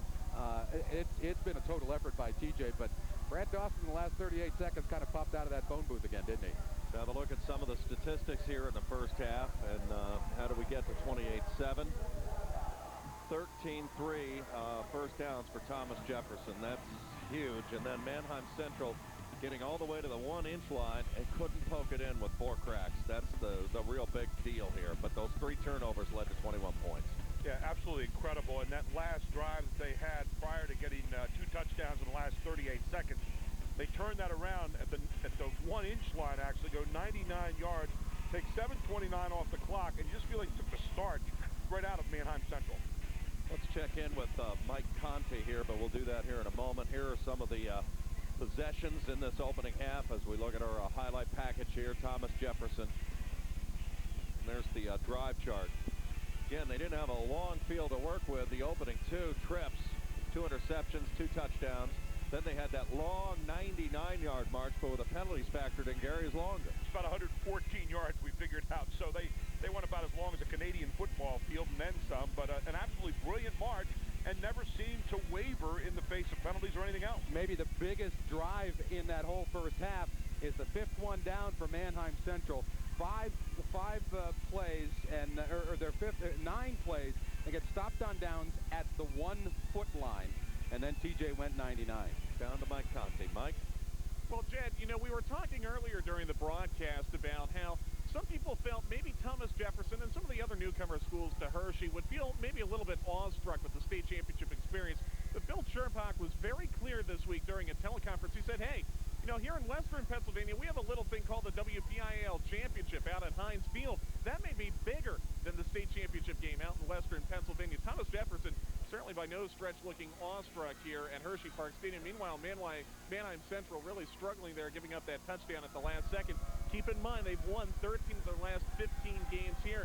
And one thing I've really noticed through the course of the first half, Jeremiah Hunter, the player out for Manheim Central this week, their big gun, he has been up and down the sideline, trying to encourage his teammates, trying to rally them back in the football game. He's been a big part of that as well. Back up to you. Great point by Bill Sherpak, because the WPIL Championship is played at Heinz Field, and where WPIL teams have some trouble, it's called the trap game, is coming out of there in the state playoffs the following week after they've been in the lights and the clouds at Heinz. We talked about it during the first game, though, and that Gene Matsuk and Art Walker Jr. and some of the other programs in the WPIAL certainly want to get to Heinz Field and want to win that District 7 championship, but now they know that winning that gets them an opportunity to possibly play here in Hershey. And this is the 16th game tonight for Thomas Jefferson. Central Catholic will go for an unprecedented 16 wins tomorrow in the Quad A final. And there are always some who can manage the elements without shirts. Some of our astute crew here tonight. Yeah. Trust me, they're not shirtless here. But Thomas Jefferson of Manheim Central here at halftime, and delighted to have you tonight on Pennsylvania's Championship Network, the Pennsylvania Cable Network. Jed Donahue along with Gary Sutton, Steve Bowen, Mike Conte down on the sideline. Actually, it's a pretty nice evening, considering that we had about an inch of rain throughout the day here. And temperatures are in the mid-40s. It dropped a little bit. There's Tyler Reifsnyder. He led them back last week, but not from a deficit this big. 21 points overall. There's Bill Chirpak, Thomas Jefferson. He has his team finely tuned for this thing tonight. Bill Chirpak replaced another legend over there, Jack Garrity, who was, he brought him in as an assistant coach. He was there for a while. And now Bill Chirpak, the head coach there, also the AD at Thomas Jefferson. They say he's a very easygoing guy, very easy to get along with. Talks about a lot of things other than football, too. Was a guard at Pitt at one time. One heck of a football player himself. He also understands, though, the history of this program. When they won the District 7 championship, their first in school history, he made it a point to point his kids to this game. They take, or have taken anyway, a lot of stuff, shall we say, in the District 7 area for reaching the WPIAL championship game so many times and not winning it. Chirpak didn't want to hear anything about the monkey off the back. He said it's just the next step in where we want to be. Last year they lost the WPIAL championship to Pine Richland, and they would have been, you know, the winner of that game was obviously favored the following week. They came within a whisker, really, of playing for a state championship a year ago. And they even took some stuff in winning this year's District 7 championship. Again, very strong AAA field with Moon and Burl and Jeanette and West Allegheny. Those all dropping by the wayside. Western Mifflin, the real Cinderella story in District 7, finally, or actually made it to the championship game. Bill Chirpak's not above using all of that to his advantage to get his kids fired up, and it certainly showed tonight in the first 24 minutes. We talked about Kaloje in the first half. 7 tackles, 4 unassisted, 3 assisted. He certainly was a big difference, and also Nix with 1 solo tackle and 1 big pickoff. So those two made a big difference in the first half. We'll see how they do in the second. This will be Pauly trying to get to the outside of Manheim Central. Covers so very well in special teams. I'll tell you, if you return a punt or a kickoff against Manheim Central, that's saying a lot. Thomas Jefferson goes back on offense. They had 2 quick scores at the end of the second quarter. Brad Dawson, their fine senior quarterback. How about the guy, his work defensively? 10 interceptions this year, and he has 4 returned for touchdowns. There's his offensive night going right now. Not a bad first half. 8 out of 11, 149 yards, a touchdown, 1 interception. Goodrich flies across the 20 to the 21 and a gain of 4. Good job up front by Altman and Martin on that offensive line, opening that hole that time. Nice job here as you see this little delayed handoff right here to Gigrich. Just a handoff, dive play, beautiful blocking here and here, opens up the hole right on through. Gigrich again, steps through and climbs to the 27-yard line. He's short of a first down. The spot will be closer to the 26. I got to tell you, Gigrich has really been impressive tonight. I really like the way he's able to look things over. He paced himself well. He's quick when he needs to be. He just shows you a lot of give and take here. Stops on a dime. And Thomas Jefferson loaded with underclassmen. He's one of them. He's only a sophomore. There's Evan Brown, who's just been spectacular tonight. Gigrich, the pitch. I don't think he got there. This could be a big stop for Manheim Central defensively. They need to get the ball back and quickly. Down 21 to start the second half. Take a look. We'll see if he gets close. Pitch out. Nick's leading the charge. Good job, though, and he picked the inside hole, and Manheim Central closes on him very quickly. Travis Nisley fought off that block to stop him short of a first down. Yeah, short by about a football and a half. Yeah, and they're going to make sure by bringing the chains out.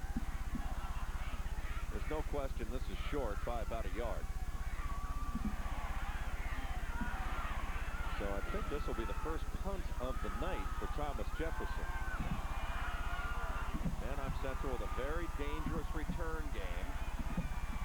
Justin West will drop deep along with Tyler Swar. That's a big stop for that Manheim defense right there. They have to have the ball. If you have any hope in your Manheim Central, the Barons need to get the ball back right now, and you have to think about trying to cut this game in half. So they have a long mountain to climb any way you look at it. Well, you know what it is. You just can't get it back in one swing of the bat. You just got to chip away at it. But they have to have something positive and soon, and that's a start with that stop defensively.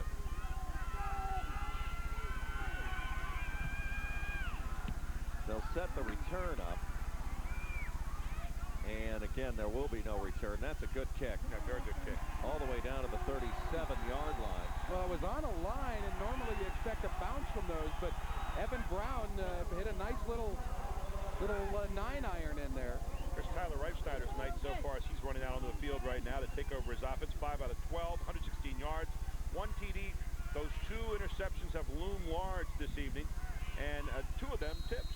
And they've led to 14 Thomas Jefferson points.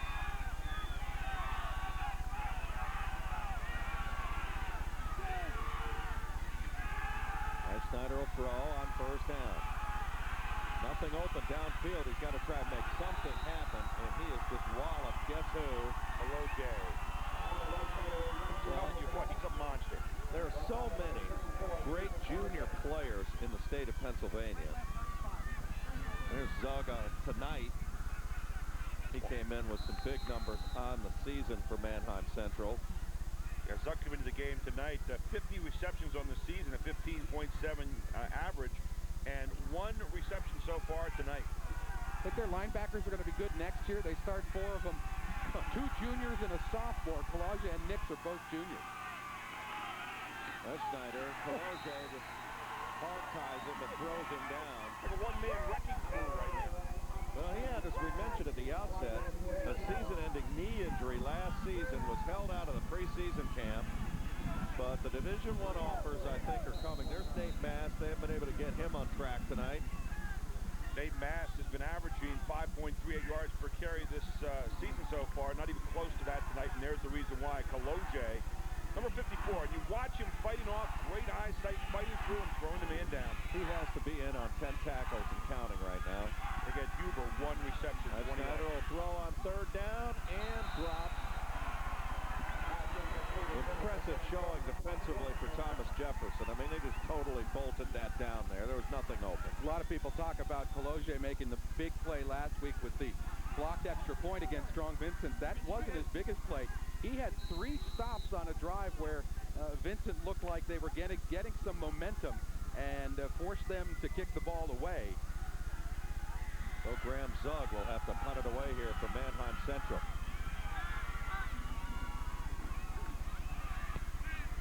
Great kick by Zug, gets it to turn over. Desico is hit and dropped immediately by Jeff Ochoa. PCN congratulates today's competitors on making it to the 2004 Piaa Class AAA Football Championships. PCN providing exclusive live coverage of today's finals to a statewide audience.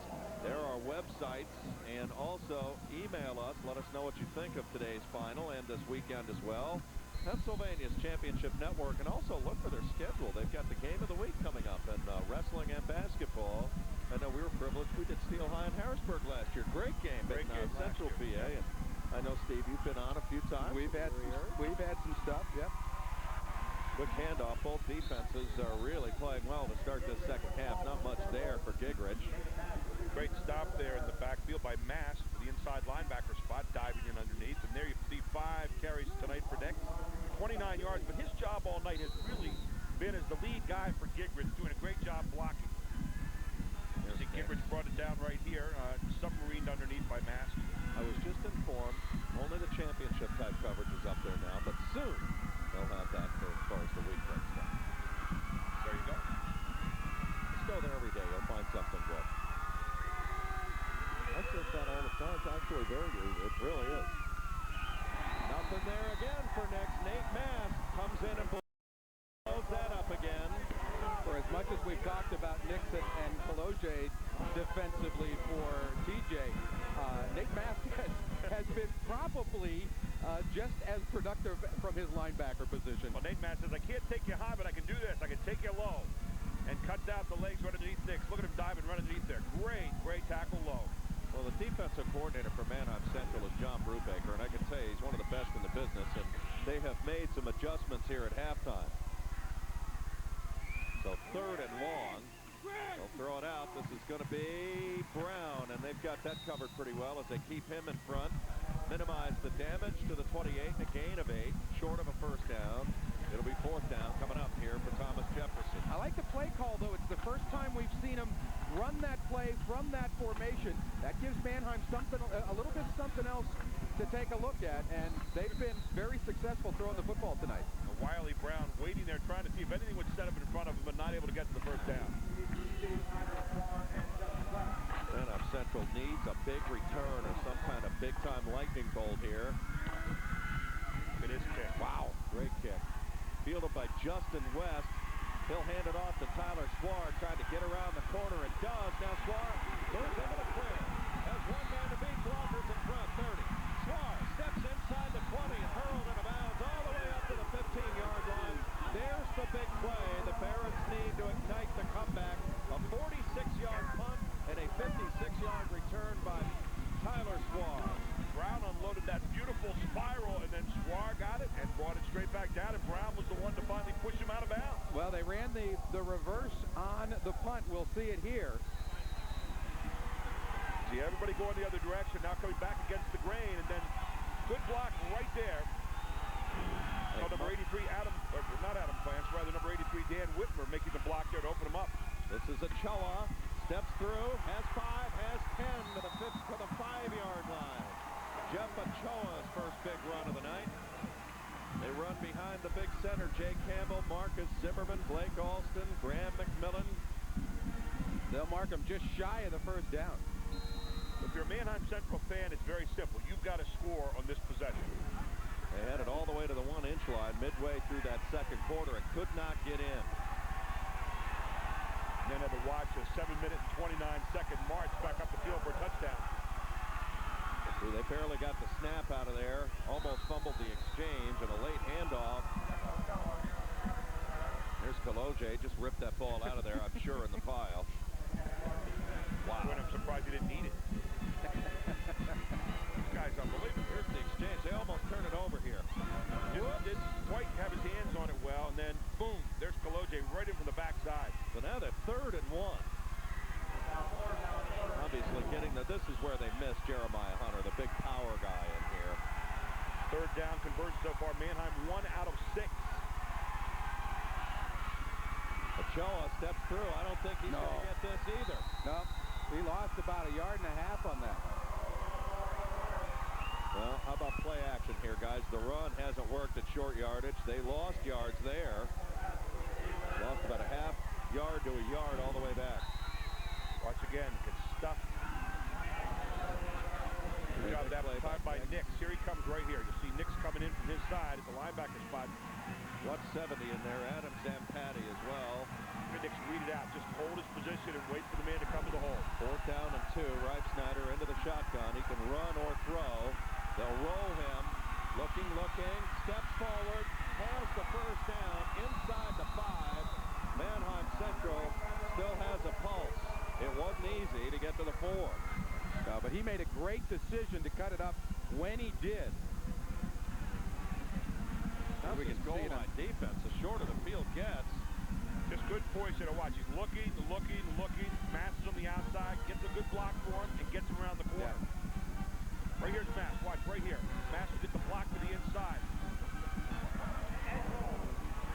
Boy, that's tremendous effort by Reeve Snyder to make that, because as you can see, the ball marked just inside the 5, which is about 3 inches beyond where they had to go. I thought he made it a little more comfortable. I did too. Here's Ochoa. There's nothing in there. Can't get traction. Got about a half a yard. That's it.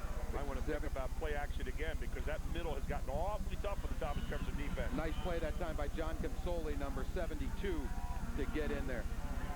Take a look right here. Line search forward. There was nothing. They just broke down the entire offensive line that time, Manheim, and it was just by sheer effort to get 2 yards out of that. Guess who's around the shoe tops? Kaloje again. Oh, see something else. Watch a fade here to Graham Zog into the corner of the end zone. They're going Zog, 50-50 ball, and almost caught.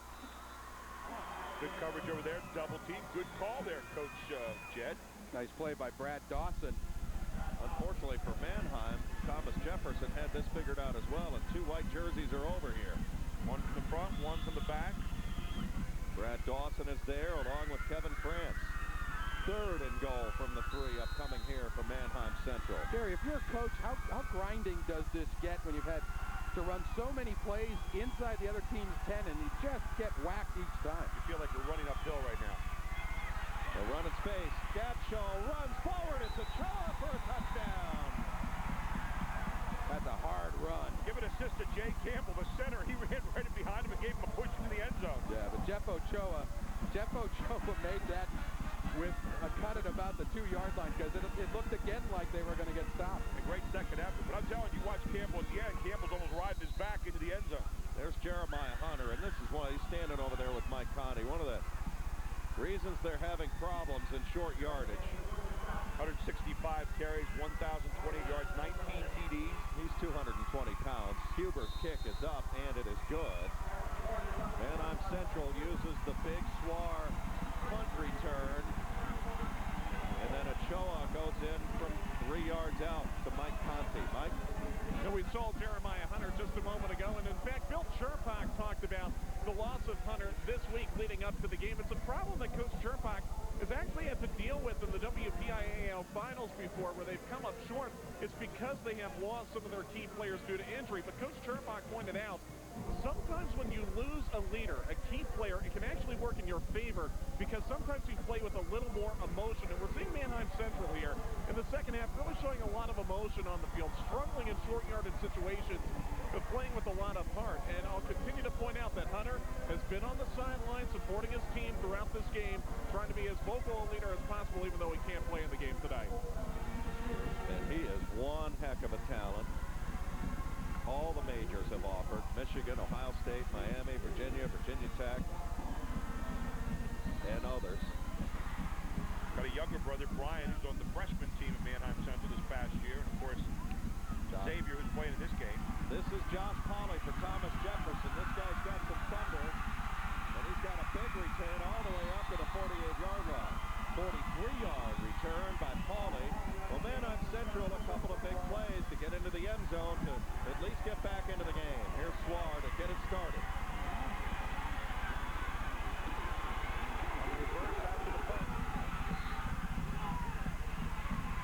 Then they had to run 10 plays after this to finally get Jeff Ochoa into the end zone. He's the guy that had the big block that sprung Swar downfield.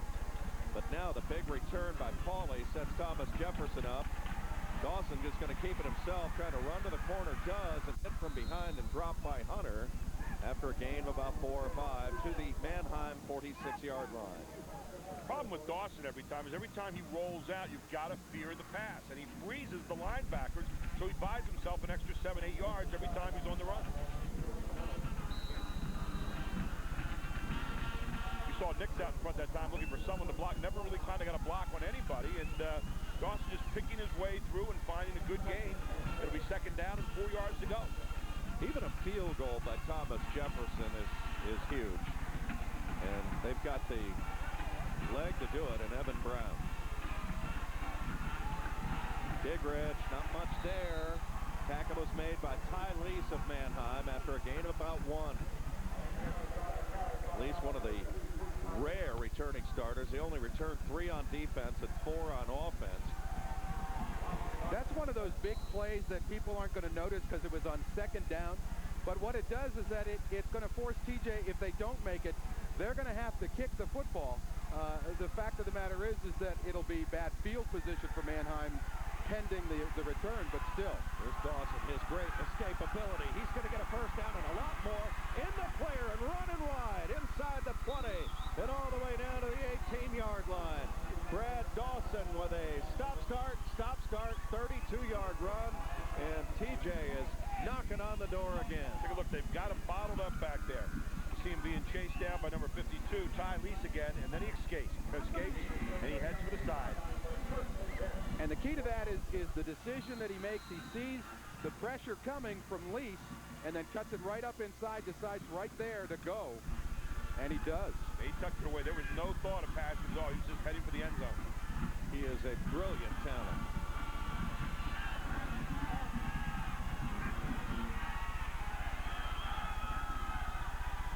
Gonna throw again. Looking this time into the end zone, and it is dropped. Almost a near interception by Huber. Hey, the problem there, Huber was on the goal line and he knew it. It looked like he was making a sideline twinkle toe catch there, and I think he should just worry more about catching the ball than where his feet were. Watch this. Huber has good coverage on the play. Now watch. Brown may have just kind of saved the interception that time. Turns into a defensive back. No, he just turned around and dropped. It also looks like there was a little bit of miscommunication that Brown was supposed to run the fade into the corner, and he thought he had the little stop right at the goal line. There's your night right there. How about that? 5 carries, 55 yards. That's 11 yards to carry. Back again. Got a man. This is Nate Nix. Cuts through. Got a first down, and he'll score. Nate Nix houses in from 17. Big answer by Thomas Jefferson as they go back on the lead by 20. And if we see this again, that play was wide open from the get-go. A nice play fake to Nix. He just floated out into the flat.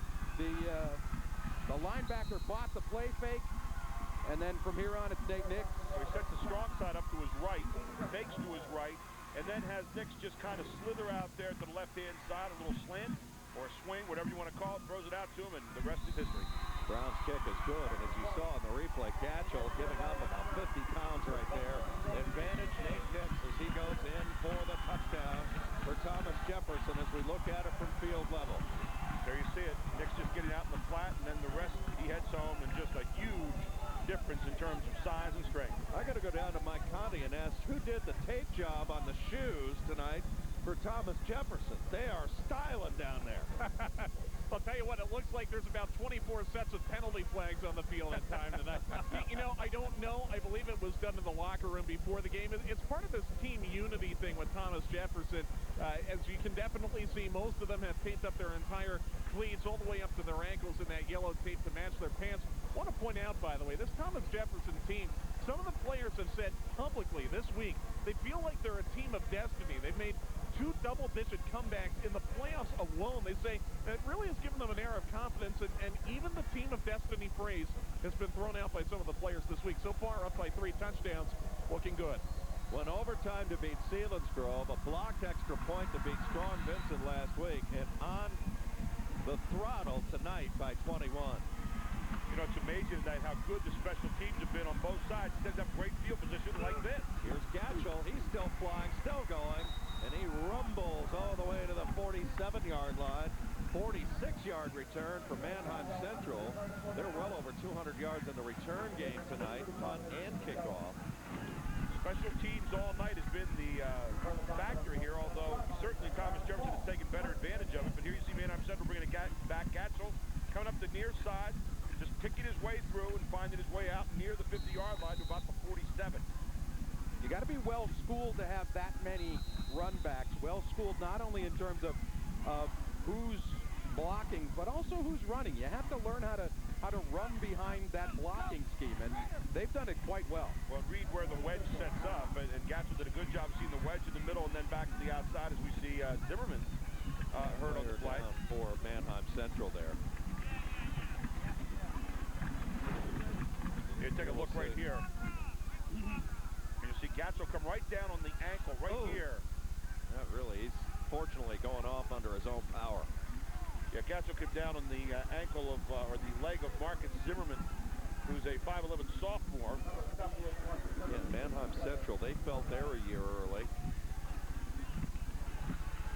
Well, they start 6 juniors on offense. Oh, if we see this game again next year, don't be surprised. Although I know everybody watching in Pittsburgh says, well, we'll have something to say about that. And in District 3 as well. Pass to Swar, and he is hit and dropped immediately. There's a guy who's been all over the place tonight. How about Derek Martin, 5'10", 220-pound senior. Also Curtis Meyer as well. Defensive end sliding out here. Look at him. He just retreats back right away and makes a great tackle. There's Meyer, and then there's Martin there. Martin held him all up over the place today. And kept him in bounds, too, and that's rather important at this time. 58 seconds to go in the quarter. Yeah, that takes 40 seconds off the clock, Gary. They got to start shaving time and start getting in and out of that huddle. Down by 21 points. Reifsnyder, quarterback draw. Not much in there. They snip it out. Guess who? Peloge again. He's as good a looking linebacker as we've seen all year long. And a nice job of staying at home, too, by Adam Zampatti, number 70. Watch Kaloje right here, holding the middle, eyes up the whole time, fighting off the blocker, keeping his eyes up, never losing sight of the runner, and then picking him up and finishing off the play. There's another good AAA linebacker a few years ago at state champion, Hopewell, Paul Posluszny. Playing at Penn State now.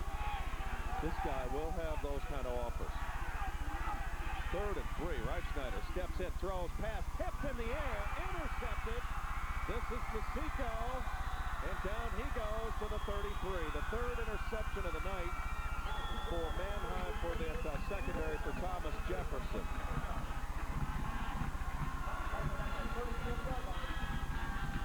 The second interception that was tipped, and watch this. The way you draw it up. Is that Nix that got a hand in there? Oh, yeah. Yep, that was 22. Okay. You're watching exclusive live coverage as we come to the end of the 3rd quarter of play, and there's the interception by DeSico.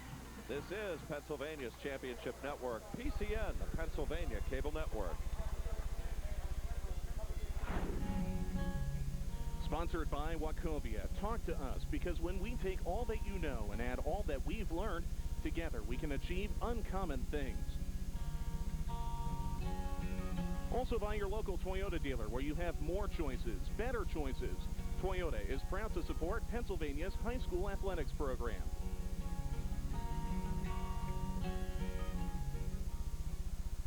Thomas Jefferson up 35-14 as we get set to start the 4th quarter.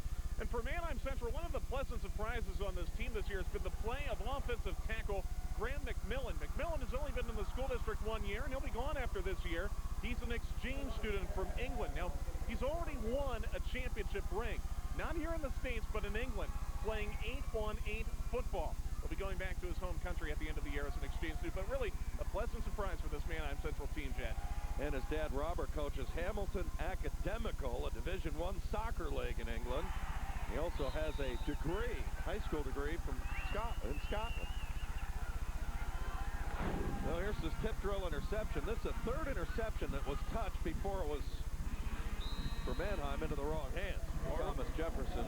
Early in the 1st quarter was Nix getting a tip ball and getting the interception. This time he causes it with a tip and forces yet another interception here for the opportunistic Jags of Thomas Jefferson.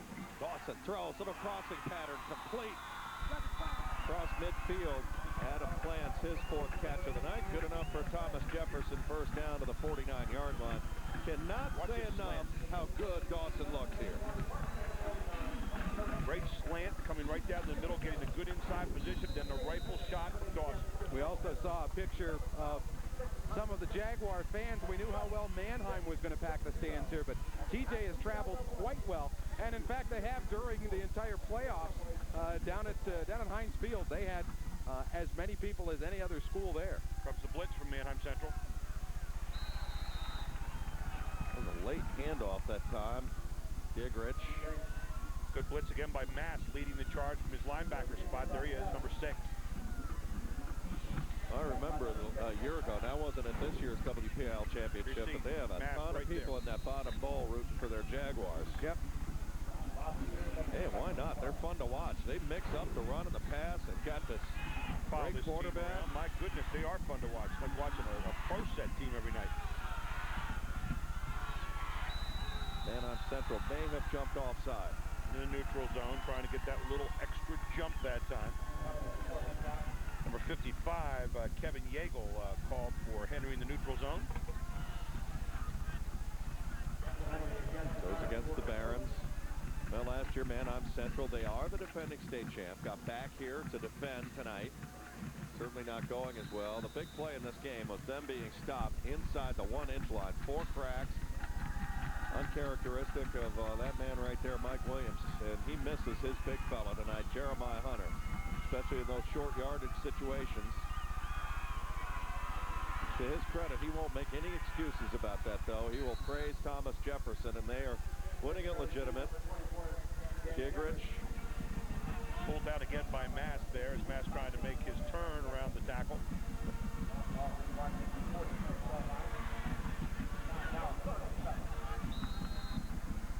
You're right, there's Groff in on it, and then finishing off with Mask helping on the bottom. So Groff really the one getting the credit to play. He's a sophomore who they really like. They think he's going to be a great prospect for them. He'll start a lot next year and be one of their leaders.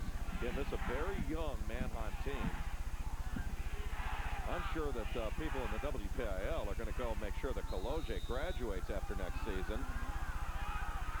Oh, and they're going to call 12 men in a huddle, and he was desperately trying to call timeout. Yeah, Dawson saw what was going on. He ran to call timeout.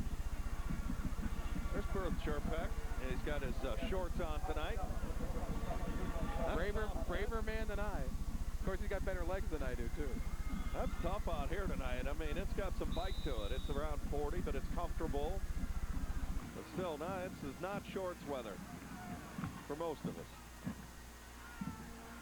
Down to Mike Conte. Mike?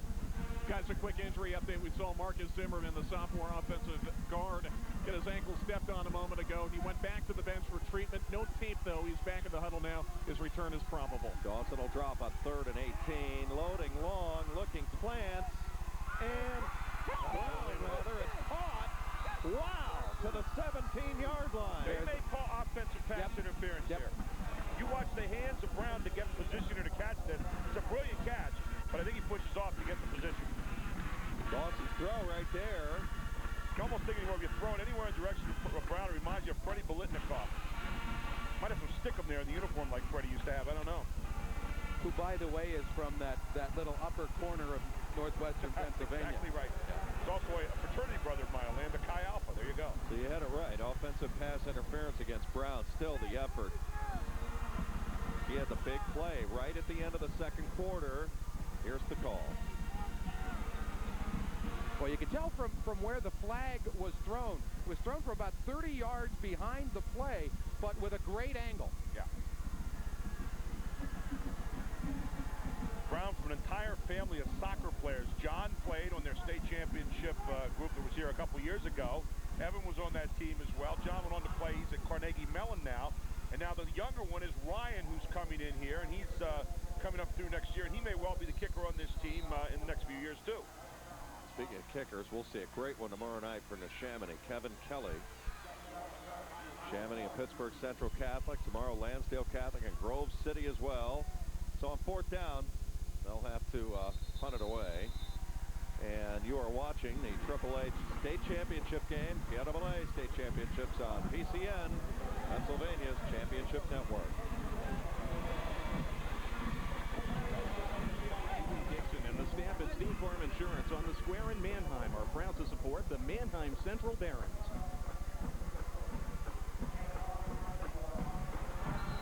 There we see the TJ Band. We saw some of the crowd here, and good-sized crowd tonight. 7,660 officially. Both bands very good. Got the Barons Marching Band and Thomas Jefferson, very entertaining at halftime. Here's Gatchell, tries to get to the outside and does. Big gain, flag flies behind the play. Another flag flies, that might be a face mask. And he's inside the 40 all the way down to the 38-yard line. But a lot to unsort here. Might be 2 face masks. 2 separate markers down. Yep. Take a look and see if the first was a face mask or a block from behind. Take a look right here. Right there, it's first face mask right there. Here comes the second one, right here. Both unintentional. But they're 15 yards in high school. You got it. So big break for Manheim Central because they'll tack this on at the end of the run. So there's still hope yet, although thin. It's 8:43 left here in the 4th quarter. Make that a 5-yard. I'm sorry about that. Coach Sherpak over there with a 21-point lead, 8:48 to go in the game. It's going to be the longest 8:48 that he's gone through in his career, at least as a coach. Yeah, because you're a demented bunch, and you'll think 100 ways right now to how you can That's lose. what he's doing. He's going through all the scenarios. It's like having infants, you know, trying to keep them out. Here we go with Ochoa. They got to put the ball in the air. I mean, this is tick, tick, tick. Ochoa here with a gain of 3 or 4. I'm a little surprised right now at the amount of running plays they're running. And well, that's too. Give credit to that Thomas Jefferson secondary, Steve. I mean, they have put the hammer down back there. There really has not been anything, with the exception of the touchdown pass back in that first quarter, available. Reifsnyder's had a difficult time just getting the ball away, too. Quick handoff. Mass has a hole, and then it closes after a gain about 3 or 4 to the 26-yard line. Gain of 5. They're looking at about 3rd and 2, 3rd and 3 coming into this thing. And then what you're left in the middle with, after you spread the field out, is Coloche operating in the middle. So he's boxing up everything that happens in there, along with his teammates.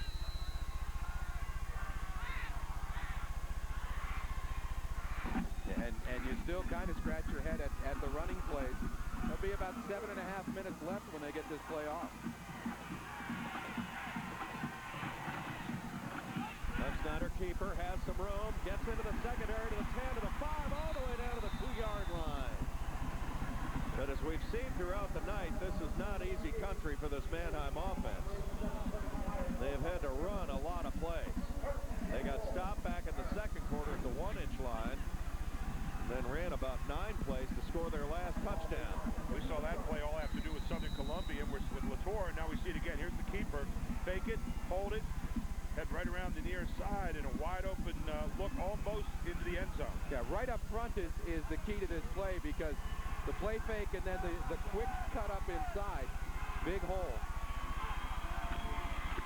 Hand off. This is Achella battling to the 1-yard line. It's good to see Reifsnyder having great success this year. He's part of a great quarterback tradition of Manheim Central. Chris Myers, Jared Boyer last year is at Delaware now. Jeff Smoker with the St. Louis Rams.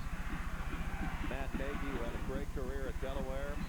This guy missed all of last year with a collarbone injury, and Manheim Central is going to take time out. Talk things over here. What Thomas Jefferson is doing so well right now, Jed, is they're making, even when Manheim Central gets a touchdown, they're making them work so hard, running clock, and also making them take extra plays. They've really been very tough on defense inside the red zone tonight. Be interested to see how much time they've had to use just a goal line offense. Even the one drive that didn't work in the last series. Well, we know of at least 4 plays. Just the time involved. Yeah, absolutely. Yeah, and that's just, you know, not that Manheim doesn't want to score, but that's just want by TJ on the defensive front. That's guys just absolutely positively selling out and understanding that if they don't, they're close enough that, you know, all you got to do is trip over somebody and you're in. PCN congratulates today's competitors on making it to the 2004 Piaa AAA Football Championships here in Hershey. PCN is providing exclusive live coverage of today's finals to a statewide audience throughout Pennsylvania. We are privileged and delighted to bring it to you. 2nd and goal at the 2. Reifsnyder going to keep it himself, has a hole, and has a Manheim touchdown. He was led in by Ochoa. Now Ochoa ends up at the 2-yard line, but got just enough of a bump and provided almost like a screen in basketball where you cut off the screen, and Reifsnyder did just that. Saw the fake to Mass, and then good job just getting in the way out there by Ochoa, and then Reifsnyder able to head into the end zone and just dive for the goal line. Well, the big extra point, then you can start thinking about possibly going for an onside kick here. Reifsnyder to hold off the right half. Now he has to pull it back up. They throw it, and they're going to be caught short. I don't know if he fumbled the snap. I don't think that was designed. At least from up here, it doesn't appear to be the case. Nice play by John Consoli, 72. Isn't it, though? That's an excellent open field tackle for a big fella, 6'2", 290. Nimble feet, I think they would say here. So they missed the extra point. So it's 35-20. They had the same thing happen to them last week against Berwick in the Eastern Final. Took a look at it. He just fumbled it. That's all it was. It wasn't any design to it. The same thing happened a week ago. They managed to get out of that with Huber's game-winning field goal. That's just sent down to Mike Conti right now and see what Mike's take on things is. Mike? Well, Jed, we saw Dominic DeSico just a moment ago in on that tackle. He also had the interception that really helped Thomas Jefferson kill a lot of time here in the second half. DeSico's a big reason why PJ is even in this game. He had 2 interceptions in the District 7 championship game against West Mifflin. Not bad for someone who just made the move to cornerback. His original position was safety, but he says he prefers the cornerback position more because there's less responsibility.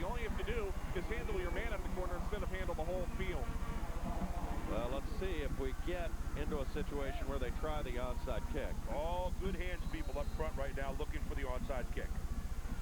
And tries it deep, and he hammers it towards the goal line. Here comes Paulie. He's got a 46-yard return tonight. Paulie gets outside and is slammed down at about the 23-yard line. Well, we're looking at Mr. Brown, who's had quite the night for Thomas Jefferson. Let's visit some of his work throughout the evening here. This is this play for the touchdown. And this is right at the end of the second quarter. Juggling catch that set up the 8-yard touchdown run by Dawson. And then this is the offensive interference, but it's still worthy of a second look. Oh, yeah, and he's kicked 5 extra points to boot. 4 receptions for 76 yards and a touchdown. Not a bad night for Mr. Brown. Dawson rolling, looking, and a pass, throws it down the middle, almost intercepted. Swart jumped at it. The big thing there, though, for Manheim is that'll stop the clock with 6:25 to go. Take a look once again. Good blocking up front by Nix, and then pressure at the end. Is that Mast again coming in? Yep. There's Mike Williams wondering, how do I have 15 points to deal with here in 6:25? Well, it's also interesting. We had Manheim down 3 scores running the football and it being very successful. Now TJ up 2 scores and an extra point. Back to the ground. There we go. That's going to be Gigrich. They stays in bounds. That's the key. Right now, if you're Thomas Jefferson, you want about 2 first downs and the game's over. Manheim Central with 2 timeouts. There's his night. They've all been tough yards. I tell you, this guy's been so impressive. 2 touchdowns early in the game. Really got him started. 21 carries for 67 yards, and he has been outstanding throughout the course of the evening. He'll also be back for 2 more years as a sophomore. Thomas Jefferson converted 2 early interceptions in this game of Rife Snyder into 14 points. Gigrich scored both of those on short fields. Then the fumble recovery late in the quarter and the touchdown run by Dawson. So 3 touchdowns off of 3 turnovers. Good place for a nice possession pass, or how about the inside handoff? This is Nix to the 30. And they're going to get the ball back. When you've got a weapon like Brown back there who's been putting pretty good foot on it all night, why take a chance on passing the ball at this juncture of the game and you're up 2 scores plus? Well, Dawson has looked so good throwing the football. It's just, I think it's justified. Football's a great game to debate. I hope the coaches don't take it personally. They're just kicking it around. A lot of fun. Fans have all kinds of different things. You know, it's so much easier up here than it is down there. And I always say coaches know their team so much better than any of us do. They see them every single day and know what they can do and what they can't do. Here's Brown. Look at this. Real high kick. Suarez camped under it and it goes out of bounds. We'll see where they mark it up to. But Manheim Central now down 15. The missed extra point. They'll have to try and get that back on a subsequent 2-point conversion. That's if they're even fortunate enough to score again. There's Bill Cherpak. You mentioned the longest 4:49 of his life coming up. But that ball's placed on the 42-yard line. Great field position here. A whole lot better field position than it looked when the ball first hit the ground. You really can't afford to be running the ball very much right now. You don't have that much time. All wide receivers coming in here with Justin West now into the mix. 5 wide. 3 to the top. There's Swar into the game as well. Ryan Snyder throws. Got a man. It's going to be out to West as he's got into the 49-yard line. But the key there, steps out of bounds with 4:45 remaining, so they only use up 4 seconds there. You're going to run your 2-minute drill right here at about 4:45. You got to run 2 sets of 2-minute drills and hope you get the ball back, obviously. But again, not picking up a whole lot here. And you have to start picking them up in chunks of 15 to 20 yards. Ryan Snyder has not had time to count the house back there tonight. He has been under heavy duress. Pass rush has been tough for Thomas Jefferson. The problem right now is everybody in the place knows that you're going to be throwing it, and there's the intercept. Intercepted again. This is Nix, and he's got blockers in front. Got one to the corner. Nix still going. 20. Nix 10. All the way to the 4-yard line, and that may have bolted it down for Thomas Jefferson. 58 yards with the interception return, and how about that block by the guy coming right there, Mr. Martin, open him up almost to the goal line. But he made a great decision at the 50 to cut it against the grain and back to the outside. And that's what got him down to the 5. Here it is again, his second interception of the night. Nix, what a athletic play. Getting it, softening it with his hand, and now watch. This is just great athleticism here. Great concentration as well. What a play. And now watch, right here is the great block we talked about by Martin. After he gets the ball, now transitioning back into offense. And you'll see Martin just put a man right in his pins right here. Boom. They are impressive, guys, I'll tell you. It's an excellent, excellent football team. Blackhawk beat them in the regular season. Gateway, which I think Sports Fever has, is the #2 team in Quad A. And of course, it came back to beat Blackhawk later on in the season to get revenge for that first loss. And there's no shame losing to Gateway with the great Justin King. They were 11-2 on the season, so an outstanding team we're looking at right here. Both of their losses at a Central Catholic, tomorrow's Quad A participant. We get started tomorrow at high noon.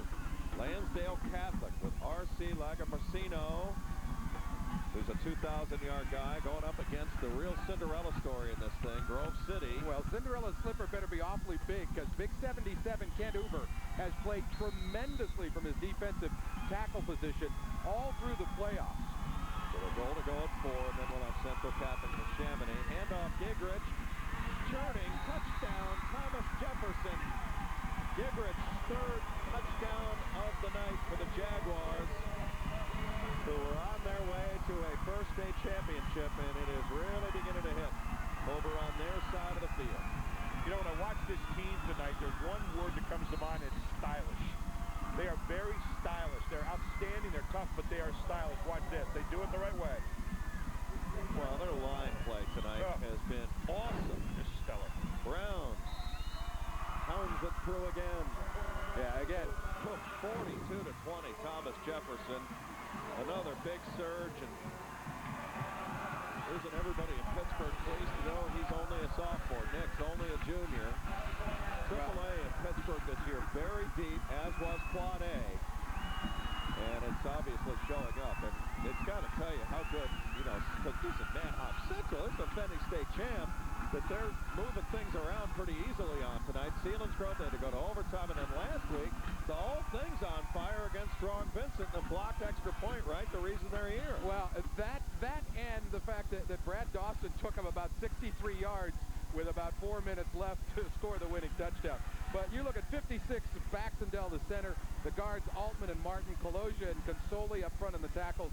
You're right, Jet. They have been stellar this evening in opening up holes. This and also guarding their quarterback, Brad Dawson. It's always fun to go back and say what is, but you said it earlier, Jed. You said about that 1-inch line, and I'll tell you what a difference. But it could have been 14-14, and the game changed around. And a wonderful drive after that by Thomas Jefferson and be given 2-score lead instead of a tie game. Hunter can't hang on. Now Ochoa picks it up, and now Ochoa starts it the other way for Manheim Central. And he's got it all the way to the 28-yard line. Boy, do they hit that corner hard when they're returning kicks.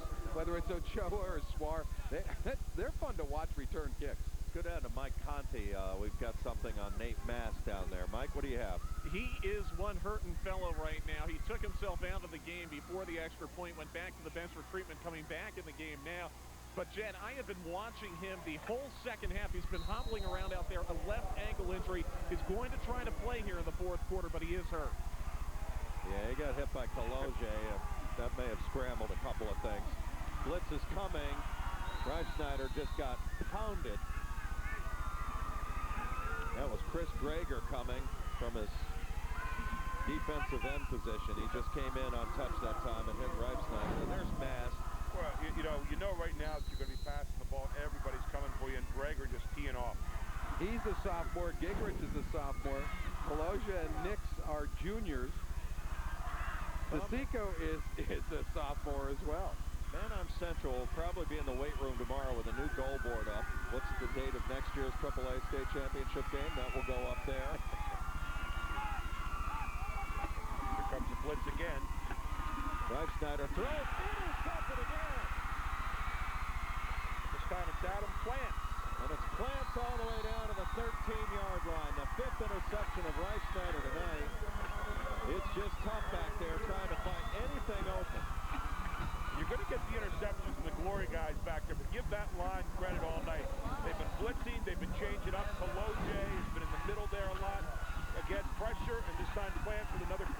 off for Thomas Jefferson. Brian Snyder's just trying to make something happen, and there's just nothing but white shirts around. And when you know they're not going to run, they're just bringing 4 guys, and everybody's laying out in that secondary here. Wright Snyder threw 6 interceptions all year long. Tonight he has 5. I talked a little bit about the great defense of Thomas Jefferson, too. Picks his way to the 10-yard line, and a gain of 4. I can't believe, I mean, you watch this Thomas Jefferson team and talks about the quality of play out in the West, coming from behind 3 of the last 4 weeks to win. And as Jed said earlier, I mean, that really talks about the quality of what they're looking at week in and week out. It was a great year in Western Pennsylvania. Really Quad A level. I mean, the 4 top teams. And looking at PASportsFever.com, I mean, it's Central Catholic, Gateway, Penn Hills, Upper St. Clair. And at AAA, Thomas Jefferson, thank you very much. This says an awful lot right here. Well, and again, they were the 4th team in the Western District 7 championship tournament. And West Allegheny were getting all the calls. Gidrich picks his way inside the 5 and 8. Thomas Jefferson first down. Wasn't it the big? Oh yeah. Boone got shocked by West Mifflin, right? Yeah, and so too did West Allegheny. Because West Mifflin came in under 500 into the Whitfield tournament. West Mifflin ended up, what, 7-6 for the season? Got all the way to the final. Got shut out by these guys, 20-0.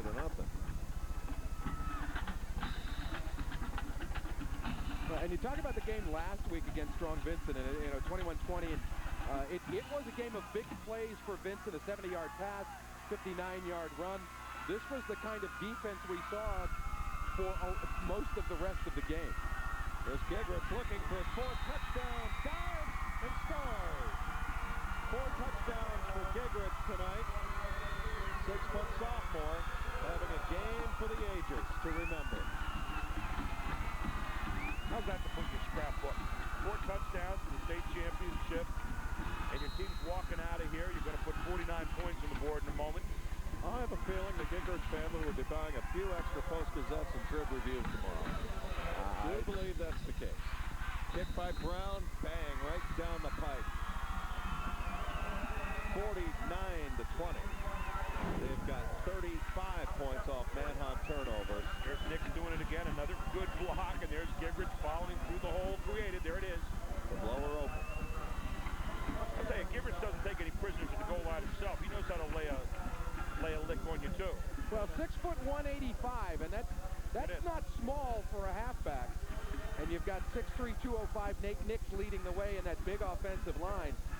It's easy to see why this team was the proverbial bag of chips. Well, now you can relax a little bit there, Coach Turpak, even though he's not smiling just yet. What a big, big win for this program, navigating through, as you say. It's kind of like a Notre Dame fan base in Pittsburgh. They are, what have you done for me 10 minutes ago? And this will be a nice one for them. Well, it's certainly a year of firsts for TJ. Their first WPIAL championship. And now, unless, you know, their fans like to be on the upper end of the game here. And they're very passionate. 25 carries for 85 yards today for Gidrich and 4 TDs.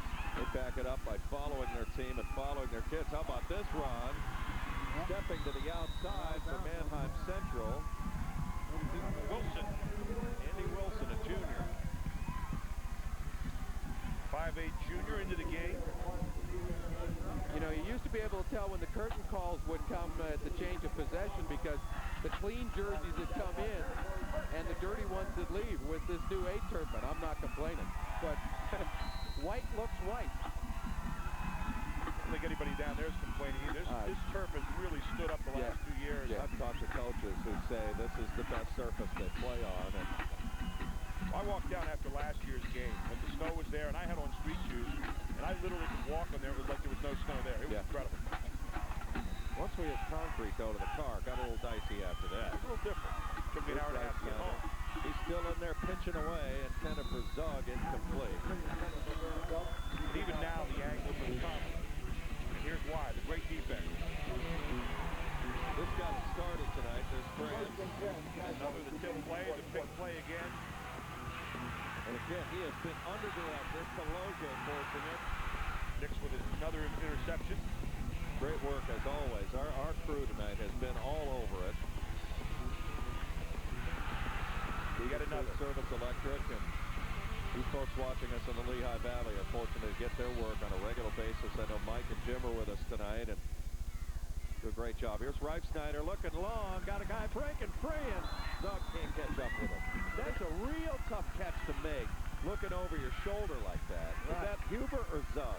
I think that's Huber. Yeah. I also think that that's one of those passes. The wind isn't certainly as strong as it was this afternoon, but I think because of how high he had to put that up there to loop it in, the wind might have pushed it a little bit, because we saw Huber having to really turn back towards the sideline.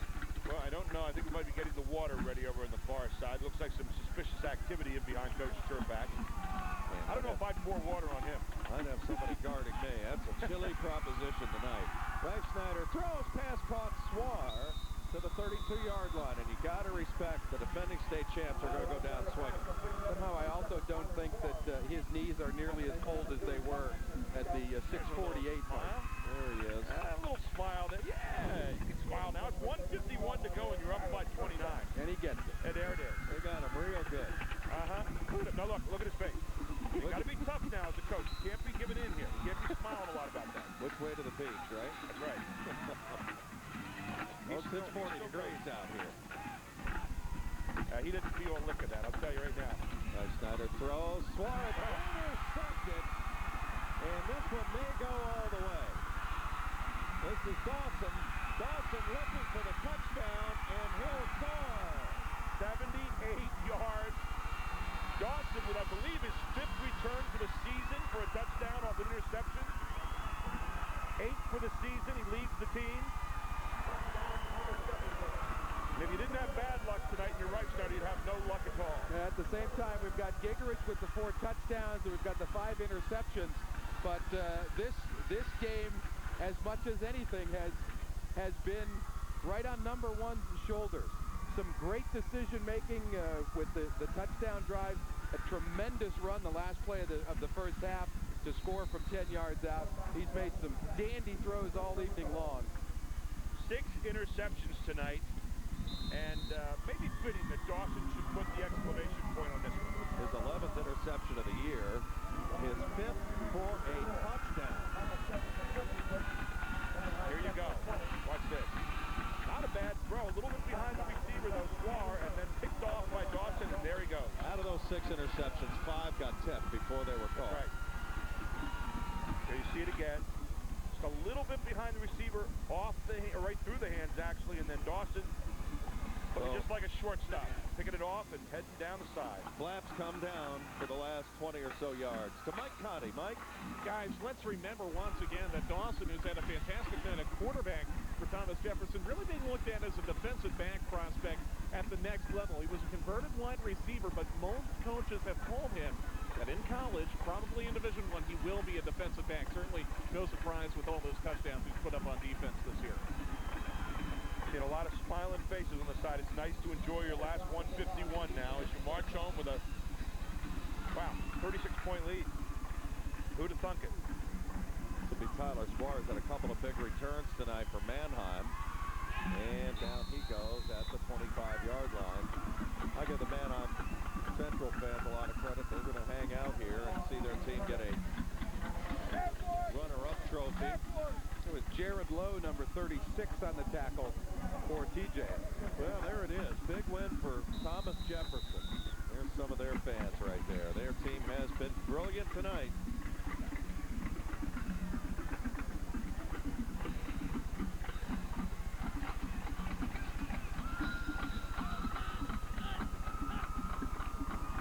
Here's Gatchell. Runs forward, not much in there. As you can see, we tick under a minute here. Thomas Jefferson with their first state championship coming up. We talked about it being a game of inches and fingertips tonight, which with the 4th and inches and TJ stopping stopping Manheim Central, driving 99 yards. We mentioned 5 of the 6 interceptions have been tipped. won their first WPIAL championship in 1980. It took 24 more years to get another one, which they did this year. And now they're going to tack on the state championship. And I'll tell you what, you can feel them getting it all ready now for the celebration. Like the job by Coach Williams, too, just to say congratulations. Let it tick down. And Thomas Jefferson is the 2004 AAA state champion. Impressively so tonight, 56-20. Coming up tomorrow at noon, it'll be Lansdale Catholic going up against Grove City at 5 o'clock Quad A championship game. Pittsburgh Central Catholic going up against Neshaminy. And two coaches meeting there at midfield. Mike Williams, you won't find anybody more gracious in defeat than him. There's tomorrow's schedule, and congratulations to Thomas Jefferson and Manheim Central. They were a great champion, and they made it all the way back with a chance to defend it, and there's something to be said about that in this state, as tough as this tournament is. You got a target on you every week. Absolutely. And certainly they withstood all of the challenges. This, though, I don't know as the team of destiny, but boy, were they peaking at the right time, and especially defensively. TJ came into this game, I think, playing as well defensively as any team, except for maybe the team we're going to see tomorrow afternoon or tomorrow evening, Pittsburgh Central Catholic. They really have been putting it to people. Hats off to that guy, the outstanding job he did tonight, Bill Cherpak, and wow, what a performance his team put on tonight. Coming back 3 of the last 4 games to win, 6 interceptions tonight. Dawson putting on a show with a pass. I mean, the outstanding receivers they had all night. You talk about Evan Brown. I mean, a whole lot of heroes on the field for Thomas Jefferson. Sit down to Mike Conti, who's seeing all of the ceremonies kind of set themselves up here. What do you have for us, Mike? Well, really not a whole lot of long faces on the part of Manheim Central. I think it was summed up best earlier in the broadcast. This team really had to accomplish a lot just to get back to this game this year. 21 starters missing from the state champion last year, replaced all of them, got back to the state championship game, and Mike Williams even said earlier this week, the Berwick win in the East Final last week may have been one of the biggest wins in the history of the program. Berwick was kind of an albatross for this team to really get by them. But for Thomas Jefferson, what an achievement for them. Came in here, denied all the talk that they would be awestruck, came out and said, hey, we're used to playing in a big atmosphere like this. And the team of destiny talk really came to fruition tonight for TJ. A really dominant defensive effort for them. Mike Williams, one of the best in the business. This team will be tuned up again for next year's run. They'll be one of the favorites not only in District 3, but really in the eastern half of the state. Berwick has a lot of people back. It's probably going to come down to Manheim and Berwick and others. Mechanicsburg will be very good in the eastern half. They've got one of the great quarterbacks in Zach Frazier. And I'll start my argument in the West with Thomas Jefferson. I know Strong Vincent has lost a lot of veteran leadership this year, but Vincent loses a lot, but one of the things that Tom Cashone has done is not only built up his varsity, but his junior varsity. Certainly TJ is going to learn what it's like to have that target on their back. Another tough road through District 7 next year. A lot of good quality players back, but a lot of good quality players back wearing the white with the gold pants and the black helmets tonight. So we talk about the Thomas Jefferson defense tonight. Second half, 7 possessions for Manheim Central, 1 punt, 2 touchdowns, 4 interceptions. There it is, their first ever state championship trophy in football. They had come up short last year. They were heartbroken to lose the WPIAL championship game to Pine Richland.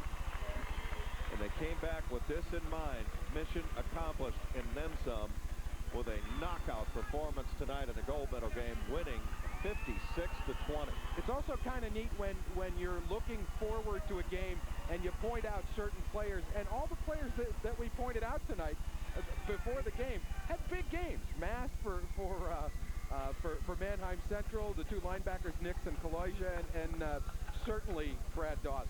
It's really fun sometimes, as you think about this game, to watch a team rise above themselves. And we saw Thomas Jefferson rise to a level tonight that just very few teams could have played at. We will have replays of day number 1 of the 2004 Piaa Championships later this evening, starting at 10 o'clock on PCN, Pennsylvania's championship network. No doubt, Thomas Jefferson left no doubt who is the best team in AAA in Pennsylvania this year, winning resoundingly so, 56-20. We'll be back with you tomorrow at noon. Lansdale Catholic going up against Grove City. And then at 5, boys quad, it will be Central Catholic out of Pittsburgh, the number 6 team in the country, going up against Neshaminy out of that rugged Suburban 1 in Philadelphia. Pittsburgh-Philly thing tomorrow at 5 o'clock. Not a bad way to end things. For our TV2 Service Electric crew, and for PCN, for Gary Sutton, for Steve Bowen, for Mike Conti, I'm Jed Donahue. Thomas Jefferson makes a big statement, and the AAA state championship is going back home to Pittsburgh. Good night, everybody.